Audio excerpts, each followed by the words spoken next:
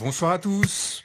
Merci d'être là et d'être venu faire le point sur la situation à la fois de notre pays et de notre mouvement. Je vais essayer d'être bref et qu'on ait un moment d'échange assez important. J'espère que vous m'entendez tous correctement. Je suis désolé pour ceux qui regrettent la personne qui nous introduisait habituellement, qui a un petit problème de santé aujourd'hui, donc on a une pensée pour elle et elle est présente avec nous en pensée.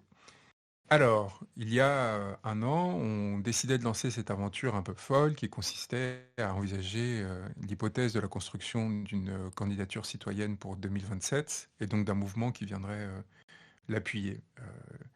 Avec l'aide d'une personne qui doit ici avoir toute notre reconnaissance, Soufiane, on a construit cet espace qui nous a servi de point de départ pour multiplier les échanges et essayer de structurer territorialement ce mouvement avec la création de ruches un peu partout à l'échelle départementale et parfois au-delà. On a connu des moments très intéressants et stimulants dans toutes les directions, avec notamment la découverte de ce que cela fait de faire de la politique de façon non professionnelle et sans les moyens absurdes et délirants qui sont euh, chaque année distribués aux forces politiques existantes, avec tout ce que ça implique de difficultés.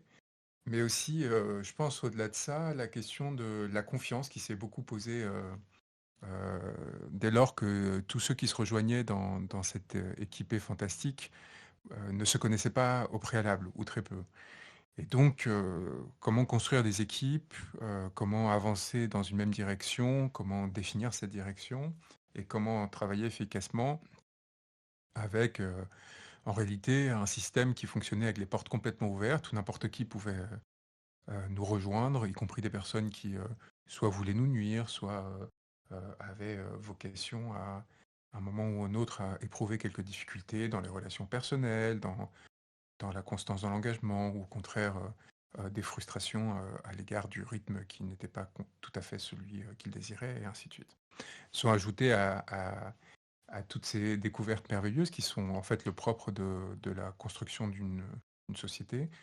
Euh, les épreuves que l'on a pu connaître chacun d'entre nous et à titre personnel, ce qui m'est arrivé au Congo, les différentes poursuites et attaques auxquelles on ne s'habituera jamais, et, euh, et évidemment le fait que, puisque nous avons décidé d'être non professionnels et de ne pas aller chercher des financements publics ou de grandes oligarchies, de ne pas contribuer aux basses manœuvres qui nous ont beaucoup atteints en tant que société française de la part de nos dirigeants, lorsqu'elles étaient mises en œuvre par nos dirigeants, eh bien, le fait tout simplement qu'on a chacun d'entre nous des familles, un métier, en tout cas pour beaucoup, et que malgré cela, il fallait d'une part se donner presque à corps perdu à une aventure qui autrement n'aurait pas fonctionné, et avec l'incertitude qui est propre à ces aventures et à ces défis, c'est-à-dire de battre des ennemis qui peuvent sembler monstrueux de par leur ampleur et de par leur puissance, et devoir concilier ça avec une vie qui est celle de tout un chacun, qui est donc aussi extraordinairement exigeante et parfois violente, vu l'état de notre société. Donc malgré ça, je trouve qu'on a réussi de merveilleuses choses, d'une part à stabiliser un mouvement qui a quand même attiré 25 000 personnes sur cette plateforme et surtout qui a généré une attention énorme dans la société en dehors des cadres existants, c'est-à-dire sans jamais chercher à être médiatisé dans l'espace institutionnel. Je rappellerai par exemple qu'on avait tout fait pour saboter un article que Le Monde voulait sortir sur le lancement de notre campagne, puisqu'il était une façon de nous adouber euh, à travers son propriétaire Xavier Niel. J'avais montré à la journaliste une jolie guillotine en bois qu'on avait fait faire à main et qui trônait sur mon bureau, en lui disant que son propriétaire était le premier qui y passerait. Et on a essayé quelque part comme ça de nous préserver et de construire cette aventure en dehors de ces espaces qui en fait sont très rapidement corruptifs et qui peuvent euh, vous épuiser. Et on avait beaucoup beaucoup de défis. Le premier d'entre eux qui reste, c'était la constitution d'une plateforme programmatique. Alors, je suis très heureux de vous annoncer qu'on a construit quelque chose qui me semble de très très loin le programme politique qu'on appelle le projet le plus abouti en France. Je pense qu'une quelconque force politique est proposée, en tout cas après une intense vérification et d'un recensement de tout ce qui avait pu être élaboré depuis de très nombreuses années. Donc la 8e version vient d'être mise en ligne sur le site. Je vais vous mettre le lien dans le chat si j'arrive à vous parler en écrivant en même temps.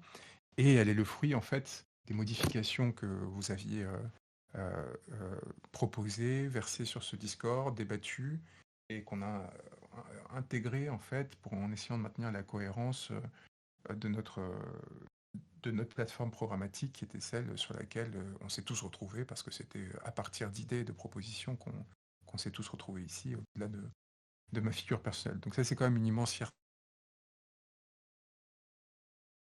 parce que vous allez le voir maintenant en position extraordinairement détaillée que là, je vous ai partagé ici et qu'on va mettre dans le Discord général, dans l'objectif qui est une lecture supplémentaire de votre part de ces propositions, de ces élaborations, et qu'il y ait à nouveau un retour critique, à nouveau des discussions, et qu'à nouveau on puisse faire dans un processus itératif, donc c'est-à-dire avec justement des allées et venues successives, qu'on puisse encore l'améliorer, le perfectionner, le préciser, pour qu'on ait cette base-là qui nous démarque en fait du reste de ces forces politiques qui sont tellement occupées à faire leur communication et à courir les plateaux ou à chercher les électeurs et les adhérents, qu'ils finissent le plus souvent par oublier à quel point, évidemment, ça devrait être au fondement de leur engagement, parce que ça fait partie des éléments fondamentaux. Si on a une proposition qui est suffisamment construite et détaillée, la question de la personne devient très secondaire. Vous voyez, on se retrouve dans une situation où on arrive à avoir quelque chose qui peut être porté non pas par n'importe qui, parce qu'évidemment, ce qu'on a proposé est le fruit aussi de ce que nous sommes comme collectif qui commence à naître, de son identité très particulière et assez unique, je pense.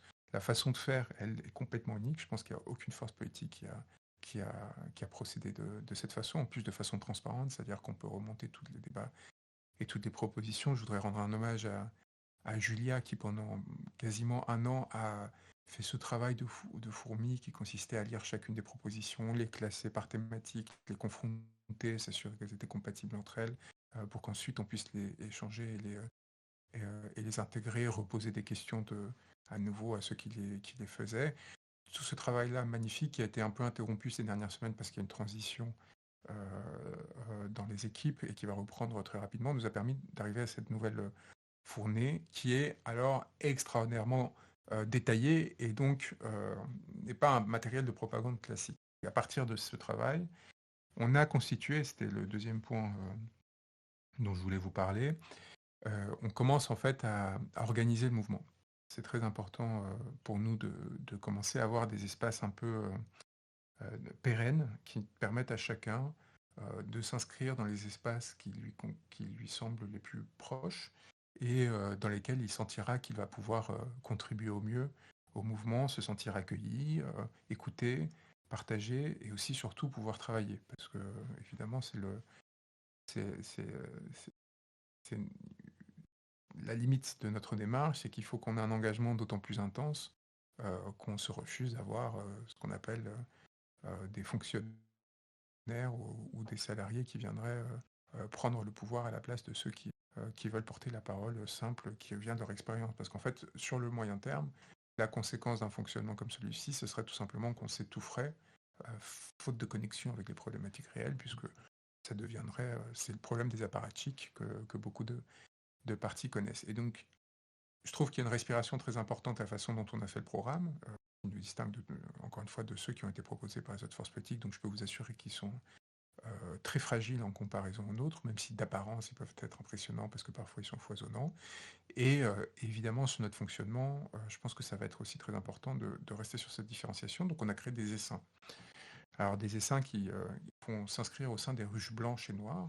En quelques mots, vous avez vu déjà ces catégories qui existent sur le Discord. On a la ruche blanche, c'est très simple. C'est tout ce qui va aller vers l'extérieur du mouvement, qui va partir du mouvement pour aller vers l'extérieur. Donc tout ce qui est la communication vers l'extérieur, les événements, les actions militantes, et ainsi de suite. Et la ruche noire, c'est tout ce qui va vers les entrailles, vers la profondeur. Donc tout ce qui va être l'administration, l'organisation du mouvement, la question des finances, des trésoreries, de la gestion des conflits qui peuvent exister entre membres. Et au sein de ces ruches, on a créé ce qu'on appelle des essaims. Donc, il va y avoir des essaims communication, formation, logistique. On a déjà eu une grande journée de formation qu'on a organisée à Paris. Avec très peu de temps, on a réussi à faire salle comble avec plus de 80 abeilles qui étaient venues, la plupart du reste de la France, qui était très émouvant, avec des profils très très différents. Et en termes de professorat, on avait réussi à proposer à la fois des gens qui étaient doctorants en polytechnique, qui avaient passé l'agrégation en philosophie, des militants qui avaient des gilets jaunes, une sorte d'assemblage comme ça d'expériences assez hétéroclite qui, je pense, a été dans l'ensemble apprécié par ceux qui étaient venus, avec par ailleurs une offre, parce qu'évidemment notre engagement était déjà qu'il y avait à supporter le coût du déplacement pour beaucoup, eh bien une offre qui allait d'une inscription à 10 euros à 50 euros pour ceux qui pouvaient payer 50 euros ou plus. Donc finalement, en fait, un prix très réduit par rapport au coût que ça peut impliquer dans un espace qu'on avait réussi quelque part à squatter de façon informelle, qui était très important à quelques pas de chez Bernard Arnault et compagnie. Donc ça aussi, ça faisait partie de l'expérience en elle-même, c'est-à-dire nous accoutumer à ces lieux-là et ne pas nous laisser intimider par ceci et avancer dans cette...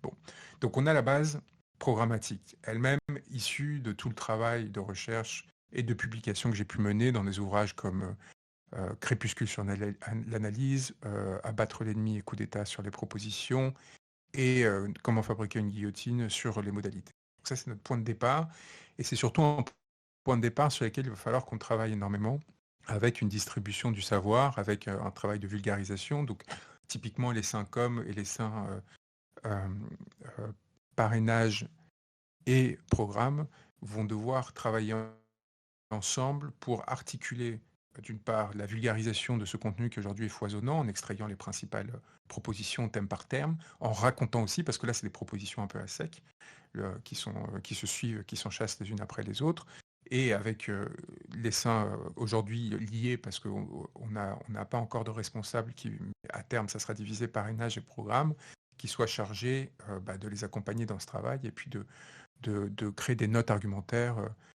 thème par thème.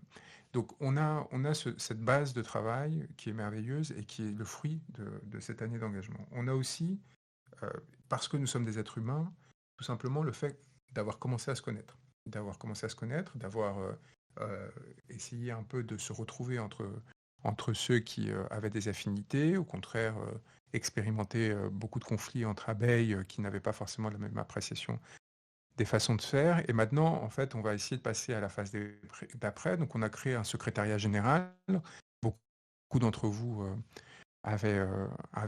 s'en étaient rendus compte, qui vont en gros travailler avec les référents de chacune des ruches et avec toute une série de responsables qui vont pouvoir être choisis, élus, révoqués avec des modalités d'action qui seront décidées de façon autonome par les ruches, à l'avancée du mouvement pour se mettre en ordre de bataille, soit à l'égard d'une perspective révolutionnaire, si des ruptures institutionnelles majeures interviennent, comme ça commence à, à- à apparaître possible, si ce n'est probable, avec un effondrement du pouvoir parlementaire qui commence à générer des difficultés extraordinaires dans le pays. On l'a vu là avec l'affaire de la DNC, qui n'est rien d'autre qu'en fait une bureaucratie qui devient folle et qui commence à avancer seule, sans gouvernement, au sens littéral du terme, sans être gouvernée, et qui donc fait appliquer les textes de loi et les règlements à la lettre, sans aucune capacité à discriminer le réel et à s'assurer de ce que ces règles aient vraiment du sens dans les cas de l'espèce. Et donc on se retrouve dans une situation où on a une violence contre les agriculteurs qui s'étend à mesure que cette maladie, elle aussi, suit, et des luttes locales qui se sont engagées très fortement et que nous, on a soutenues dès juillet, dès qu'on les a vues naître, qui aujourd'hui commencent à prendre de l'ampleur. Et donc, on voit les politiciens qui commencent à apparaître pour essayer de le récupérer, mais c'est l'occasion d'ailleurs de rendre un hommage extraordinaire aux camarades de la Confédération paysanne et et de la CR qui sont en première ligne sur cette lutte et qui essayent de faire leur possible pour s'opposer à la violence d'État. On a donc ce secrétariat général avec quelqu'un qui va nous accompagner normalement à partir de février, qui va pouvoir pendant un temps travailler à temps plein en son sein et donc pouvoir aider à la coordination de toutes les structures qu'on est en train de lancer et qui vont être détaillées dans une nouvelle version du guide des ruches sur laquelle on a beaucoup travaillé, qui va vous être transmise dans quelques jours. Il y a encore en fait quelques parties à compléter qui arrivent, qui vont donner une indication des différentes fonctions qui doivent être occupées au sein de chacune des ruches, avec évidemment des modalités d'organisation qui peuvent varier entre celles-ci, et qui va donner une indication, en gros, des objectifs qu'on peut se fixer pour arriver à des résultats à l'échelle locale et contribuer aussi à l'échelle nationale.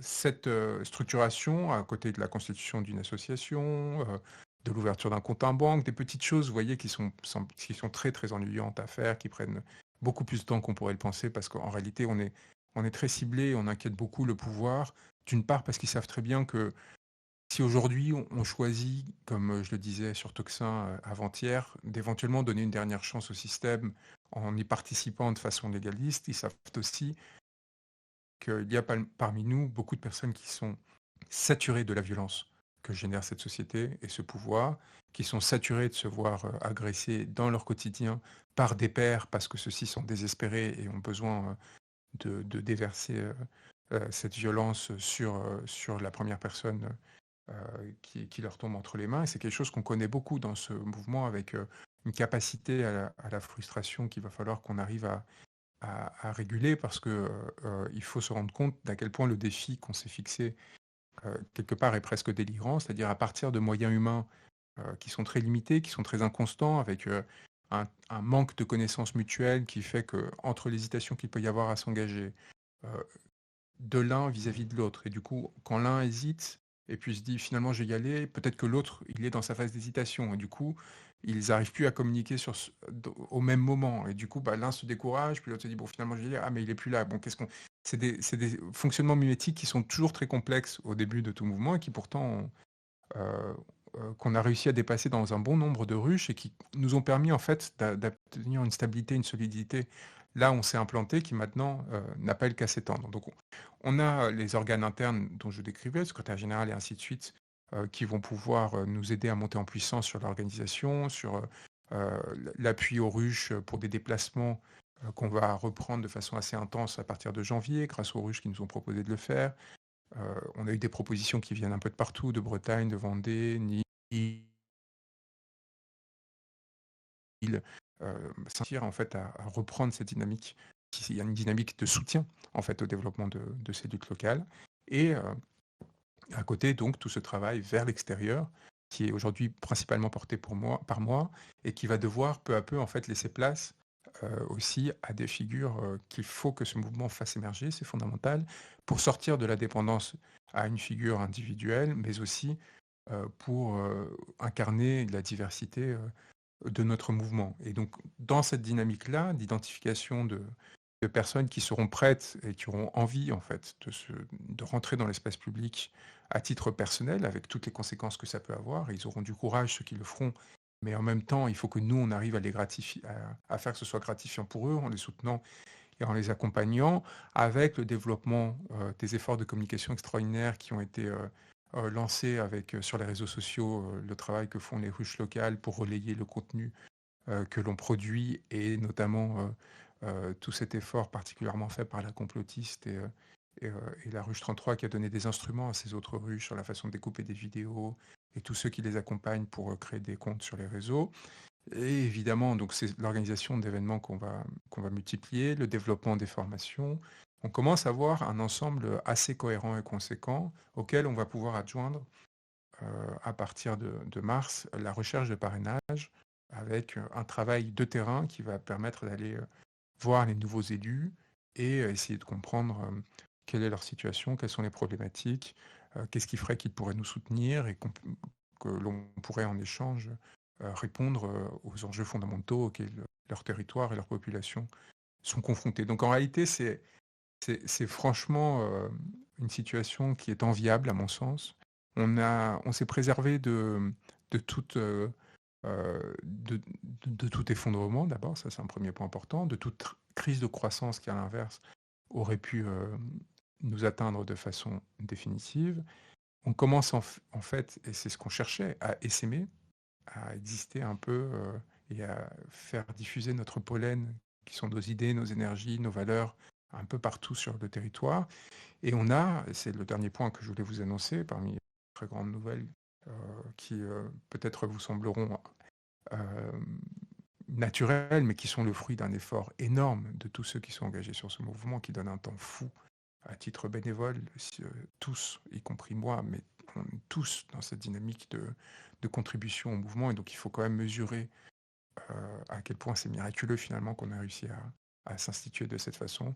Et bien donc, comme je disais, la création d'un site internet qui va nous permettre en fait de faciliter, l'accueil et l'accès des nouveaux, parce que notre objectif doit être la massification. La massification, c'est-à-dire surtout ne pas, nous mettre dans un fonctionnement groupusculaire, surtout ne pas penser que la priorité, c'est ce qui existe déjà, là où on est encore très loin d'être, suffisamment nombreux et d'avoir atteint la masse critique, pour satisfaire nos ambitions. Et il y a l'esprit que si nos adversaires et nos ennemis sont particulièrement faibles en termes de nombre d'adhérents, la dépolitisation de la société française est catastrophique. On a des partis comme l'Aix En Marche, donc Renaissance, qui ont à peine 5 à 8 000 adhérents.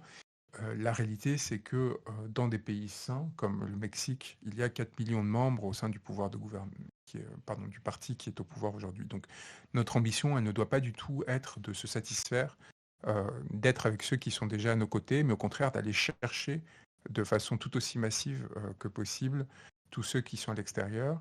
Et donc, évidemment, parmi les difficultés que l'on avait, c'était l'existence de cette... Alors, on a plusieurs difficultés. On en a chacun qui sont le fruit de nos choix et de nos renoncements, c'est-à-dire par exemple le renoncement à faire usage à ce jour des médias mainstream, qui par définition sont des vecteurs de concentration massive parce que c'est une audience captive. Une émission, même pas en prime time, mais disons le soir, type quotidien ou autre, c'est la garantie d'avoir 1 à 2 millions de spectateurs tous les soirs. Donc la garantie d'avoir une audience captive qui va vous donner accès à une masse de personnes très importante. Nous, notre choix, en prenant appui sur cette société rhizomatique de l'algorithme, avec toutes les difficultés que ça génère, c'est d'aller grappiller, d'aller créer, voilà, comme des abeilles, un essaim par-ci, un essaim par-là, de se propager pour peu à peu avoir des ruches qui arrivent sur le territoire. Donc on a une trajectoire qui va du bas pour peu à peu, en restant à l'horizontale, se propager. Et donc, évidemment, ça prend du temps. Et ce temps, quelque part, nous est utile et nécessaire parce qu'on a beaucoup à apprendre et à mûrir. Et en même temps, bon, il pose la question euh, notre capacité à atteindre ce seuil critique qui nous permet de survivre et de tenir, y compris en refusant de participer aux élections intermédiaires, comme on l'a décidé jusqu'ici. Et alors, donc, une des barrières d'entrée, on en a déjà parlé à plusieurs reprises, c'est évidemment ce Discord lui-même, où quelques-uns d'entre nous euh, euh, nous sommes habitués à l'utiliser et le trouvons parfaitement commode, et où une immense majorité de la population n'y comprend strictement rien, n'a pas envie de s'y inscrire, ne s'inscrira jamais, et une petite partie de la population fait l'effort de s'y familiariser, de le comprendre, mais du coup reste et a vocation à rester minoritaire. Et donc nous, il faut qu'on ait à la fois cet espace sur lequel on est aujourd'hui, même si cet audio sera, je l'imagine, diffusé ailleurs et d'autres personnes qui ne sont pas parmi nous aujourd'hui vont l'écouter, ça a été le cas avec les précédentes. On doit avoir à l'esprit que quelque part, il y a un entre-soi ici qui peut être très confortable, qui peut être très agréable parce qu'on se connaît, parce que ça nous permet de nous protéger un peu d'extérieur, de vivre dans une bulle, mais qu'il faut absolument qu'on aille beaucoup plus loin que ça. Et donc, le site internet du mouvement qui va bientôt apparaître aura pour vocation déjà à ouvrir une plateforme qui soit accessible à tout le monde. Ça, c'est quand même un point de base, c'est-à-dire que n'importe quelle personne aujourd'hui, pour le coup, ou presque, sait utiliser un site internet ou est en mesure de le faire. Et sur ce site internet, de recenser évidemment, des groupes et des points de contact au sein des ruches qui puissent être joints par des membres, des adhérents qui voudraient venir. Parce que par ailleurs, on va créer aussi un système d'adhésion, de dons, une boutique et ainsi de suite, où on va pouvoir mettre en fait des goodies à notre, avec les symboles qu'on a créés, de façon à avoir un petit fond de roulement pour le mouvement qui nous permettent pardon, de faire face à quelques dépenses de base, que ce soit pour organiser des déplacements, des conférences, pour pouvoir justement permettre à ceux qui veulent avoir des t-shirts, des pins, de montrer la fierté qu'ils ont d'être membres de cette organisation d'avant-garde. Donc on est en train de déployer tout ça. Comme on s'est fixé comme objectif, évidemment, pas faire de bénéfices, on n'est pas une entreprise, mais aussi de ne pas rémunérer qui que ce soit, y compris nous-mêmes, pour qu'il y ait une égalité absolue, et que c'est un principe de base que l'on a réussi à respecter jusqu'ici, malgré le fait qu'il y ait des tâches très techniques et très difficiles à mettre en place, qui nous ont pris beaucoup de temps, eh bien, bah voilà, évidemment, ça peut un peu ralentir, mais à l'inverse, du coup, ça fait qu'on a un vrai travail collectif qui nous appartient au sens le plus noble du terme, c'est-à-dire que il est entre nos mains et on peut le moduler comme on le souhaite. Donc ça arrive et ça va aussi permettre, à mon avis, de faire entrer un peu de l'air et de nouvelles volontés dans cet espace. Donc je voulais vous annoncer un peu tout ça parce que c'est le dernier point. À côté, Aurore va devenir un média à part entière avec son site internet, avec l'ambition de produire de l'information au quotidien sur à la fois la réalité de la France et aussi sur ces élites que nous souhaitons abattre par tout moyen. Donc, guide des ruches, nouvelle version du programme, constitution du secrétariat général, des essaims, sortie du site internet, comme vous l'avez vu, on ne chôme pas et parfois on n'en parle pas assez, ce qui fait qu'on peut avoir l'impression qu'il ne se passe pas forcément grand-chose à l'échelle du mouvement en tant que tel, que ça ne se passe qu'au sein des ruches, mais en réalité, il y a beaucoup d'échanges dans cette direction-là. Les réunions des référents continuent à se tenir semaine après semaine grâce à l'engagement de beaucoup. Moi, je vais y reparticiper aussi prochainement pour avoir un échange avec eux. Et je souhaite maintenant, en fait, qu'on ait un échange.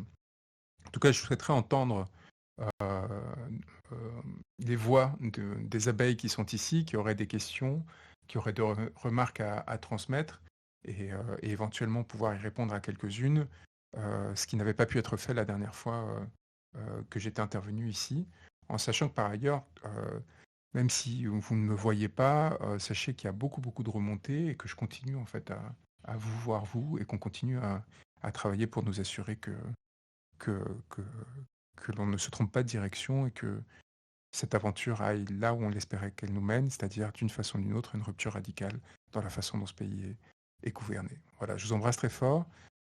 Sachez que c'est extraordinairement pénible de s'occuper de tout ça parce que en réalité c'est sacrificiel, c'est des milliers de choses à gérer qui se rajoutent vous imaginez bien tous les fronts et toutes les luttes qu'on doit mener en parallèle et c'est en même temps extraordinaire de voir que quelque chose est en train de naître, que cette chose-là est le fruit d'une fécondation collective, que surtout elle est à la hauteur de ce qu'on espérait, c'est-à-dire qu'elle est exigeante, elle est particulièrement ambitieuse intellectuellement, socialement, qu'elle est vraiment en train de nous amener quelque part et qu'elle fait qu'on est en train de se préparer, d'être en mesure de gouverner avec l'étape d'après qui m'apparaîtra importante, bah, il faudra se préparer à provoquer la bascule et en tout cas y contribuer lorsque les temps le permettront.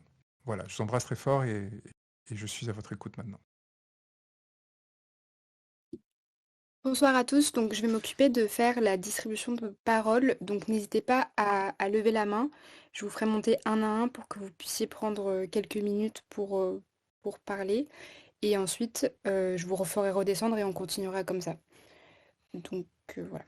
On va commencer par JDS, qui normalement est monté. Voilà.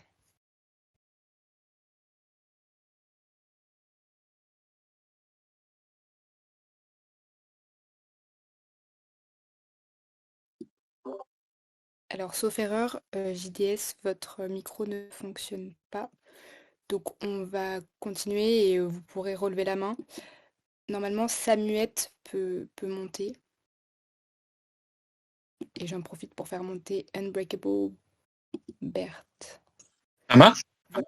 Bonjour. Ouais, alors je laisse d'abord Samuette, comme ça, en réserve, il y aura Unbreakable. Bonsoir et merci pour votre intervention. J'avais regardé le programme rapidement et j'ai encore regardé tout à l'heure le nouveau PDF. Je m'en ai par rapport à l'IA qui, je pense, pour ma part, est un point très important. J'ai pas vu ce sujet-là sur les points principaux et je voulais savoir votre point de vue par rapport à ce sujet que je pense dans les prochaines années très très important. Voilà.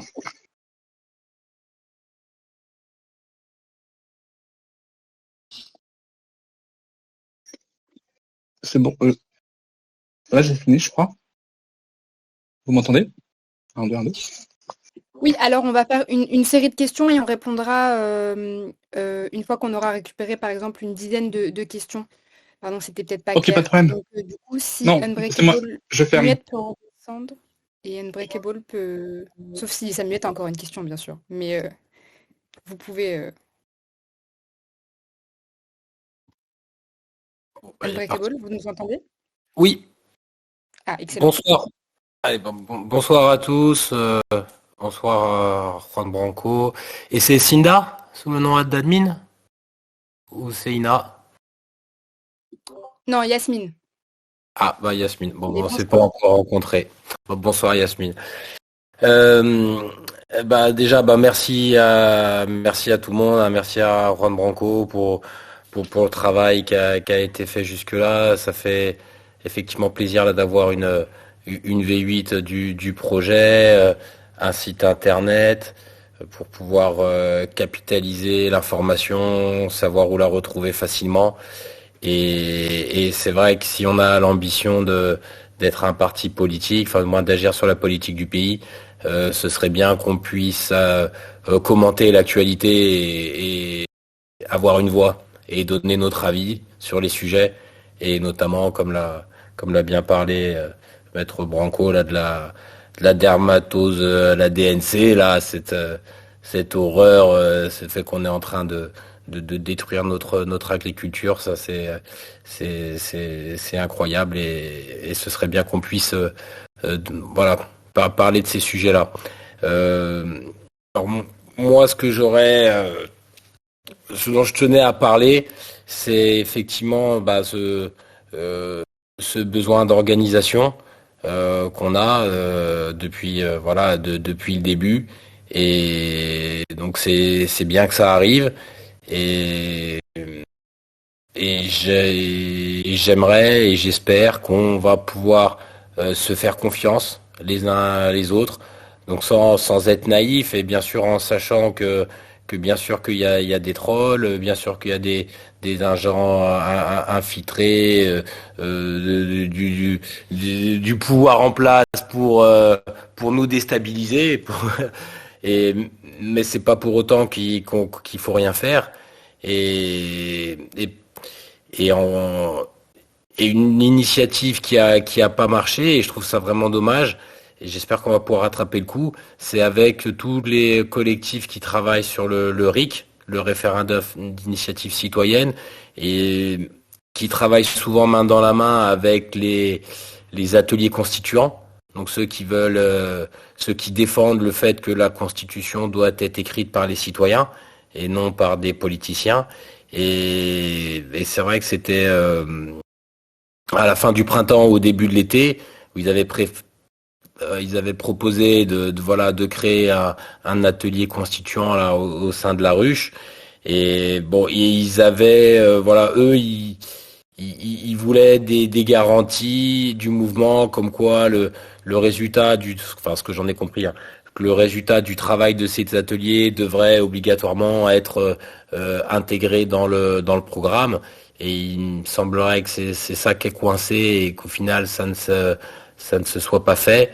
En fait, j'insiste un peu là-dessus parce que j'ai participé avec un collectif citoyen aux dernières élections présidentielles, un collectif qui avait 6 ou 7 ans d'existence, et qui avait vraiment 2 ans de travail en amont de la dernière présidentielle.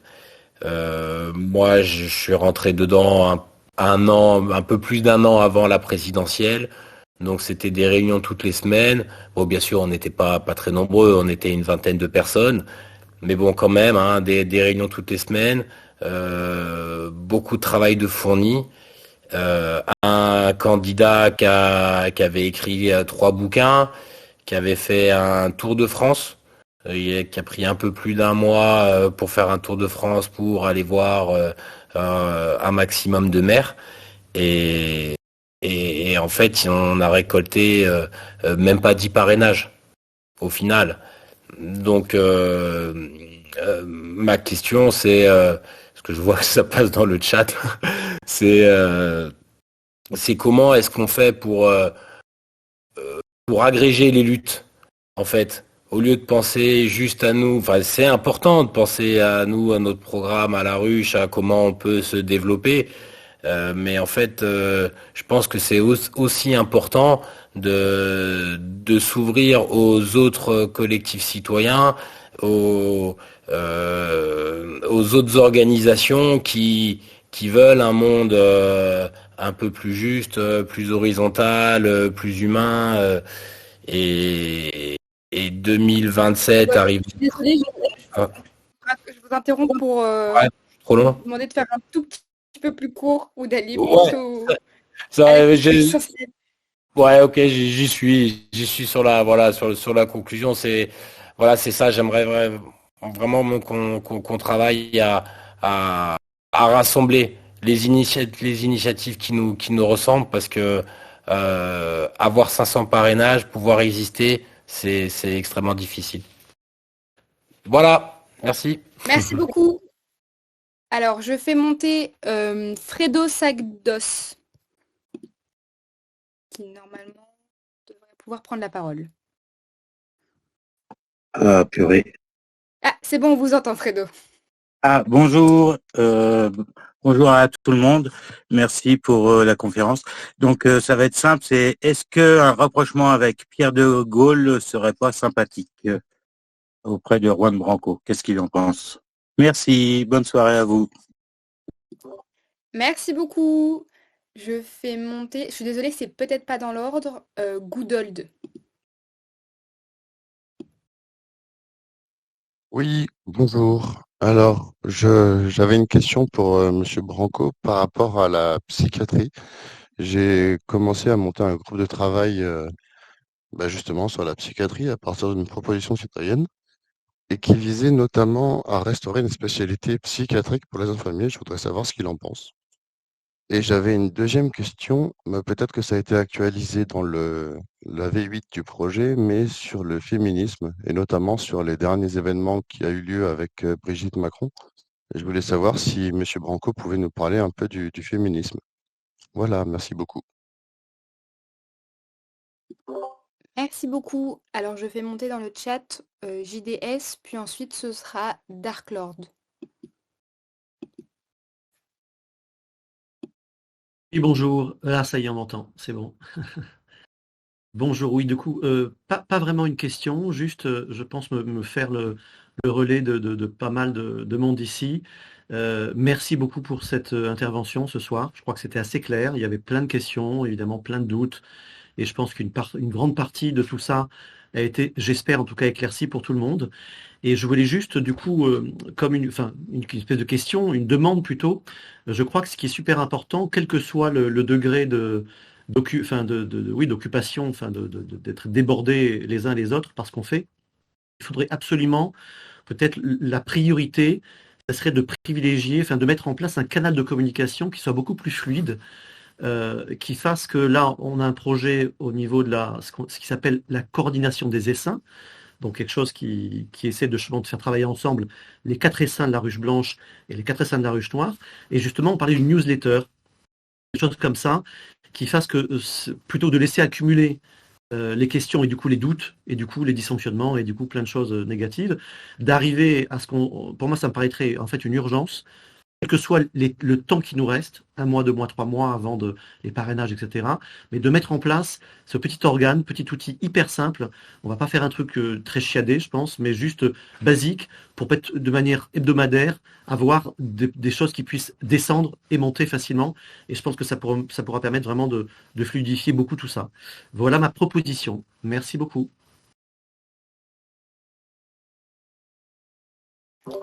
Merci beaucoup. Du coup, je laisse Dark Lord poser sa question et ensuite on pourra passer à une série de réponses pour ensuite faire une seconde session de questions. Alors, bonjour à tous, bonjour à Juan Branco. Moi, j'avais une petite question. Je regardais le PDF, là, c'était par rapport à la justice administrative. Et j'ai trouvé le PDF assez lacunaire. À certains endroits, il y a marqué du coup que le juge administratif, enfin, les juges administratifs seront élus, ou partiellement élus, sans plus de précision. Que les fonctionnaires pourraient passer des concours pour devenir magistrat administratif, mais du coup, enfin, c'est quoi? Là, je vous avoue que moi, je suis un peu perdu. Alors, les fonctionnaires peuvent passer un concours, mais en même temps, on met l'INSP, l'ENM, l'INET ensemble. De plus, alors, qu'on fusionne du coup le Conseil d'État à la Cour de cassation, d'accord, ok, c'est une chose. Qu'est-ce qu'on fait avec le droit administratif? Est-ce qu'on garde un droit prétorien? Est-ce que il y a des discours, il y a des théories, Bertrand Louvel qui justement plaidait pour intégrer le justement les études pour devenir magistrat administratif ou enfin conseiller d'État à la Cour de cassation. Mais à partir de ce moment-là, est-ce qu'on garde aussi un régime juridique particulier pour l'État? Comment en fait tout ça, ça va se passer? Et puis même le statut de ces magistrats. Je vous avoue que j'ai lu, enfin sur le PDF, en fait, il y a beaucoup de questions qui finalement et même j'ai l'impression quelques contradictions qui qui malheureusement font pas forcément très propre, je trouve. Enfin voilà.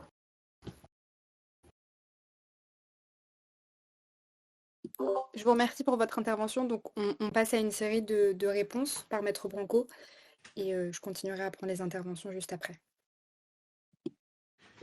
Bonsoir à nouveau. Merci à tous pour cette première salle de questions super stimulantes qui mélange des questions de programme et des questions sur l'organisation du mouvement. Et merci pour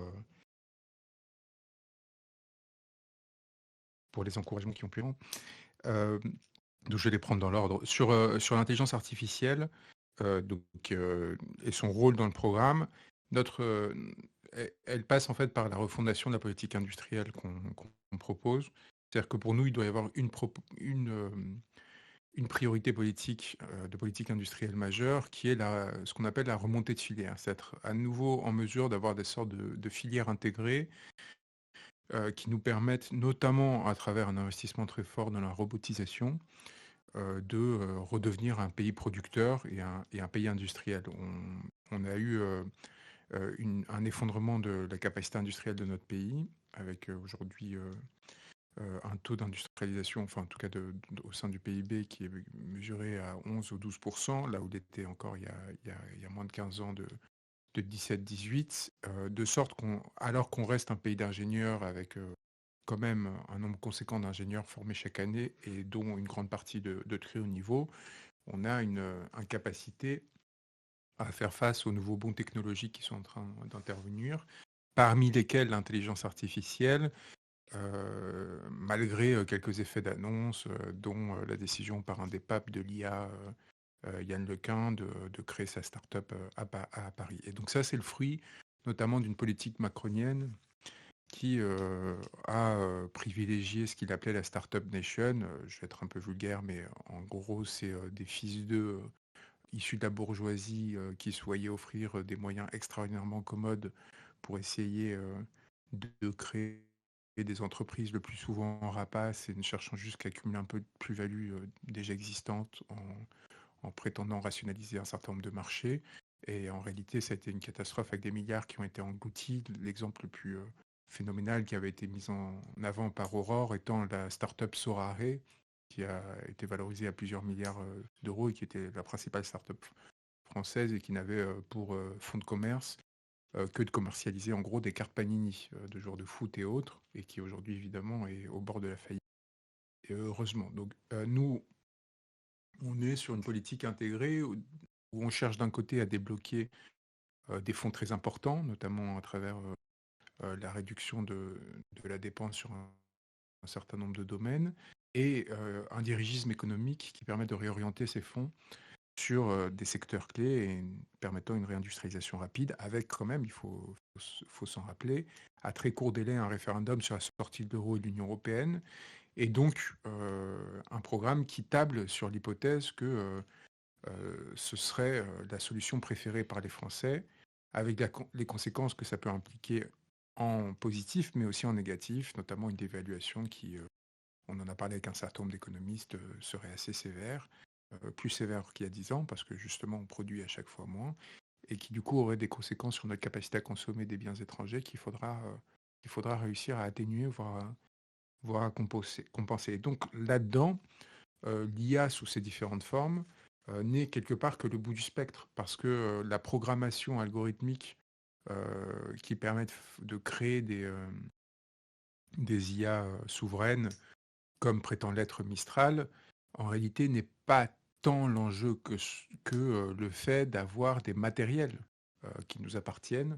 Et là, on ne parle pas que de data center, mais y compris des filières de production de puces, et notamment de gravures, sous un certain nombre de nanomètres, et qui nous permettent d'avoir en gros une filière informatique intégrée à nouveau, qui servirait pour ce domaine, mais aussi pour tous les domaines technologiques qui aujourd'hui sont abandonnés par la France. Donc si vous cherchez sur l'IA, il faut chercher à partir justement de cette réflexion beaucoup plus générale sur la refondation industrielle de notre pays, dont le point de départ, encore une fois, parce qu'on voit mal comment on pourrait le faire, serait la proposition au peuple français de sortir de l'euro, le rétablissement de barrières douanières très rapidement, d'un contrôle de change, et ainsi de suite. Sur la deuxième question du RIC et des autres mouvements, donc des ateliers et des autres mouvements, c'est évidemment très important qu'on soit en communication, en échange avec tout ce qui existe déjà. C'est même fondamental. Et en réalité, ça l'est déjà. Et beaucoup des choses que l'on essaye de concentrer dans notre mouvement sont le fruit de travaux qui parfois ont pris la vie de personnes qui nous ont précédés. C'est-à-dire qu'il faut quand même qu'on soit extraordinairement reconnaissant à l'égard de tous ceux qui nous inspirent et qui, quelque part, nous ont mâché le travail, de la même façon qu'on espère qu'on est en train de mâcher le travail à d'autres personnes et aux générations qui suivront. Ceci étant dit, on essaye d'éviter justement dans cette phase initiale tout réflexe groupusculaire qui tendrait à donner un pouvoir démesuré au premier venu, voyez, et donc la capacité que s'auto-attribuerait par organisation spontanée un certain nombre de personnes très impliquées et donc déjà évidemment socialement spécifiques au sein de ce mouvement, et qui leur permettrait d'avoir un droit de vie ou de mort sur telle ou telle proposition à travers un mécanisme qui en soi ne garantit pas du tout ni la représentativité ni même n'offre une quelconque certitude quant à la pertinence et la complémentarité de ces propositions à l'égard de la base programmatique qu'on a proposée, me semblait être une exigence excessive. Et quand on a offert de faire des essais sous différentes façons, c'est-à-dire sans qu'il y ait d'engagement nécessairement, mais juste pour voir si ça fonctionnait en réalité, si la mécanique qui était proposée fonctionnait, la chose s'est enrayée, mais on est absolument ouvert à ce qu'il y ait des échanges. On a accueilli des ateliers constituants lors de nos journées de formation. Beaucoup de ruches en organisent. Et on considère qu'il est important, en effet, que les citoyens s'accoutument et s'habituent à devenir responsables de la forme du politique et pas seulement du fond. Vous voyez ? Aujourd'hui, on est dans une démocratie d'opinion où, en gros, on réduit le pouvoir des citoyens à donner son avis sur les sujets que les médias et ceux qui les détiennent décident de mettre en avant, et encore, et à donner leur avis sur ce qu'ils pensent de telle ou telle personne à partir de ce qu'on leur raconte à leur sujet. C'est quand même pas idéal comme fonctionnement démocratique. Évidemment, notre objectif, c'est de permettre une appropriation déjà des enjeux de fond de l'engagement politique, donc des propositions qu'il faut faire pour aller dans une direction donnée, économiquement, socialement, mais aussi sur les structures de pouvoir qu'il s'agisse de l'oligarchie médiatique, qu'il s'agisse de la façon dont on dirigeait l'État, ou, comme le mentionnait sur un point plus détaillé, mais ça me permet de répondre à la dernière question, sur la question de la justice administrative et de la décision qui devrait être prise, qui est une question très, très pertinente et qu'on n'a pas voulu trancher encore aujourd'hui parce qu'on considère que ça doit faire l'objet de débats importants et vous êtes bienvenus pour nous faire une note et la transmettre et la distribuer sur les ruches, voire proposer d'organiser une conférence sur ce sujet, puisque vous avez lu un certain nombre d'auteurs et que vous semblez être parfaitement en mesure de vulgariser la question, sur la pertinence de maintenir l'autonomie de la justice administrative en France. Pour ceux qui sont complètement profanes sur ce sujet, je les comprends, c'est vraiment un sujet auquel on s'intéresse en général que quand on a eu des soucis avec l'État ou quand on est étudiant à l'école de sciences politiques. En tout cas, c'est pas très sain de s'y intéresser autrement parce que c'est des sujets très arides. Aujourd'hui, l'État, en gros, a sa propre justice pour décider de s'il a raison ou de s'il a tort dans l'exercice de son pouvoir. Et donc, en dehors des cas très spécifiques prévus par le code pénal concernant un certain nombre de ses agents, ce qu'on appelle la responsabilité de l'État, elle s'engage, et des administrations de façon générale, s'engage devant un tribunal spécifique qui est lui-même constitué de ce qu'on appelle des magistrats, mais qui sont en réalité des fonctionnaires, c'est-à-dire des agents de l'État eux-mêmes, qui peuvent être issus soit de l'ex-ENA, donc aujourd'hui enfin bon bref, maintenant c'est un peu plus compliqué, mais qu'importe, soit d'un concours qui est immédiatement organisé pour devenir juge au tribunal administratif. Donc c'est des juges des magistrats un peu particuliers qui ont pas de robe et qui sont astreints à des obligations très très différentes de celles des magistrats civils ou pénaux. Et ça implique à la fois des avantages et des inconvénients. Le cours sur la justice administrative, mais en gros, c'est une justice qui, paradoxalement, même si vous en rendez pas forcément compte, parce que de toute façon la justice est devenue complètement incompréhensible et très difficile à accéder en France, est beaucoup plus simple que la justice civile ou pénale, c'est-à-dire qu'il n'y a pas un formalisme particulier, donc vous ne faites pas rejeter aussi facilement que dans d'autres tribunaux, mais ça a beaucoup de défauts, et notamment une dépendance, qu'on va dire, pour le moins limitée, et une capacité à contraindre le gouvernement, particulièrement et les administrations, qui parfois peut être un peu dérisoire. Et dans le même temps, la grande question, c'est est-ce que l'État, qui est censé représenter le bien commun, devrait et pourrait être jugé par la justice administrative, ou est-ce qu'il devrait faire l'objet d'un contrôle par des organes différents, notamment un défenseur des peuples? Donc là, on a adopté une solution intermédiaire, où d'une part, l'expression la plus insuffisante de la justice administrative, qu'est le Conseil d'État, dont le président est quand même le Premier ministre, même si en théorie il n'a pas de pouvoir effectif sur l'institution, serait fusionné avec d'autres organes juridictionnels, en gros disparaîtrait, de façon à réduire l'omnipotence contre un certain nombre d'individus dans ce pays qui, parce qu'ils ont réussi un concours très jeune pour la majorité, se retrouvent en position à la fois de conseiller le gouvernement et de juger de la légalité des actions qu'ils mènent. Et en même temps, une sorte de élection partielle des juges administratifs, pour qu'il y ait en fait une forme de panachage entre des fonctionnaires et magistrats qui jugeraient, avec donc une ouverture du concours, et en même temps une forme de contrôle citoyen interne, où ce seraient les citoyens eux-mêmes qui participeraient à la délibération et à la prise de décision. Ce n'est pas figé, et l'option qui était dessinée en creux par notre intervenant, qui consistait à supprimer la justice administrative, de faire comme ça se fait dans beaucoup de pays, c'est-à-dire en gros qu'il existe une forme de responsabilité de l'État qui ne soit pas propre à l'ordre étatique, donc qui soit d'ordre civil, pour être envisagé. En ce qui concerne Pierre de Gaulle, il m'avait contacté l'année dernière, et il n'y a pas eu de suite, on devait se rencontrer. C'est quelqu'un qui, à un moment donné, a eu un politique souverainiste, très opposé notamment à notre engagement dans le conflit russo-ukrainien. Donc c'est quelqu'un qui pourrait être intéressant de débattre publiquement pour que chacun puisse se faire une idée sur le personnage et sur ce qui nous différencie et ce qui nous rapproche En ce qui concerne la psychiatrie, alors je suis désolé, peut-être que dans les commentaires, quelqu'un pourra préciser. J'ai pas entendu quelle spécialité serait, enfin, quelle création de spécialité il faudrait envisager dans la psychiatrie.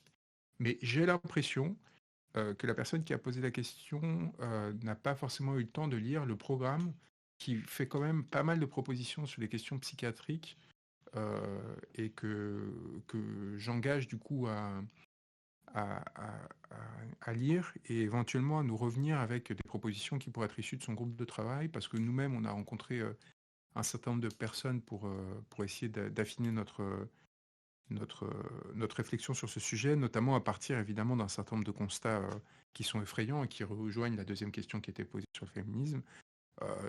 Donc l'un que j'explicite souvent publiquement, c'est-à-dire une explosion du taux d'hospitalisation pour tentative de suicide chez les jeunes femmes, et de façon générale, une prescription médicamenteuse qui est complètement hors sol dans ce pays et qui, à mon sens, est particulièrement effrayante. Et dans ces échanges, on a eu, au-delà d'un certain nombre d'éléments très importants pour renforcer la spécialité et la prise en charge des populations, qui souvent se retrouvent abandonnées, on a eu un certain nombre d'éléments qui étaient intéressants.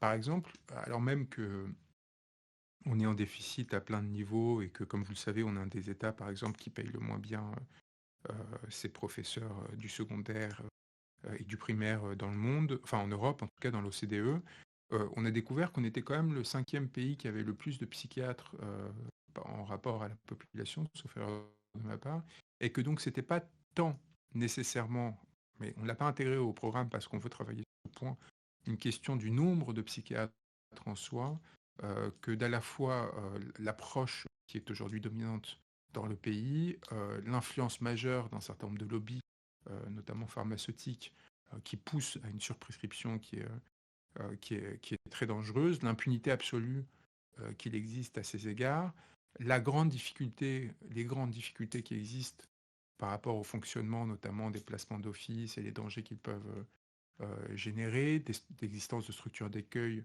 insuffisantes en milieu ouvert ou semi-ouvert par rapport à celles qui, notamment dans le privé, ont un usage peut-être trop important de l'hospitalisation sous contrainte et des mesures de contrainte en leur sein.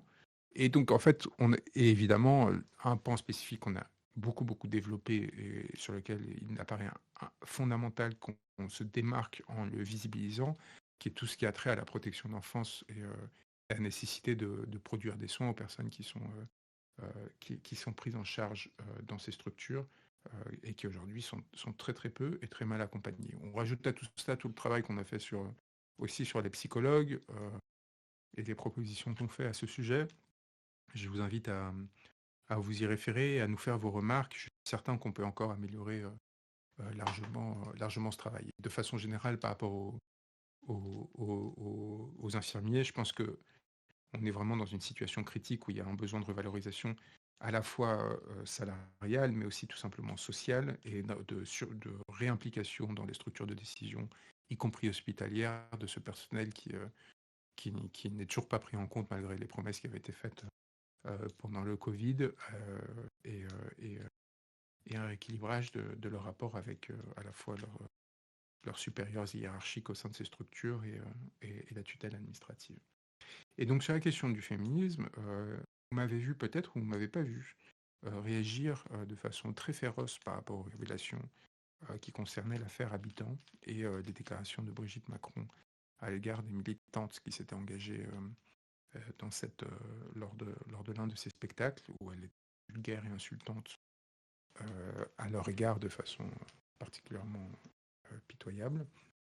Ce que j'ai noté tout d'abord, c'est qu'il y a eu sur les réseaux, que ce soit Instagram, X, un soutien très fort à l'égard de ces militantes, et sur les sites internet des différents médias qui publiaient de façon, comme vous l'imaginez, à chaque fois favorable à la première dame d'information, beaucoup de soutien à son égard, qui exprimait une forme de lassitude au sujet de ce qu'il considérait être un féminisme qu'il trouvait insupportable. Moi, je trouve que c'est une affaire qui est très importante parce qu'elle clarifie les choses. Là, on a un élément fondamental qui, à mon avis, a peut-être échappé à la vague MeToo, qui est les conditions matérielles des violences, enfin, qui amènent non seulement à la commission des violences sexuelles, mais surtout à l'impunité dont elles peuvent bénéficier. Je vais vous proposer mon interprétation de ce qui s'est passé et de ce qui se passe aujourd'hui. On a une forte demande sociale de fin de l'impunité sur les questions des violences sexuelles, mais aussi sur les questions pédocriminelles. D'accord. C'est quand même des sujets qui sont très très présents au sein de la société et qui ne sont pas traités de façon sérieuse par la puissance publique.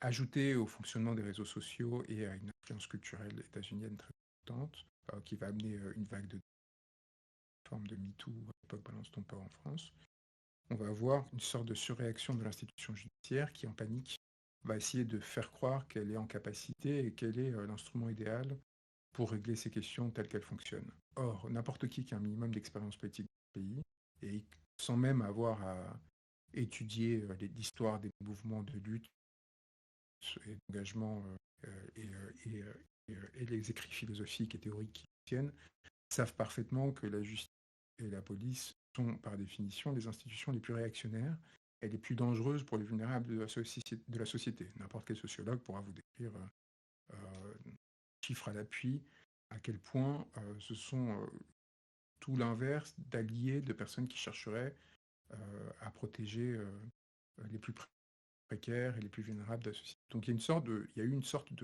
d'incompréhension ou de manipulation très forte qui consistait à faire croire que un policier pourrait protéger quelqu'un qui aurait l'objet sexuel ou de façon, et un magistrat de façon efficace. La réalité, c'est que quelques années après cette expérience sociale, parce que c'est exactement ce à quoi on a été confronté, je veux dire, il y a eu seulement l'année dernière une explosion de plus de 70% des procédures pour violences sexuelles ouvertes en France, pénales, je veux dire, donc des procédures qui assisent, et un engorgement des tribunaux qui n'a pas du tout permis de mettre fin à ces violences-là.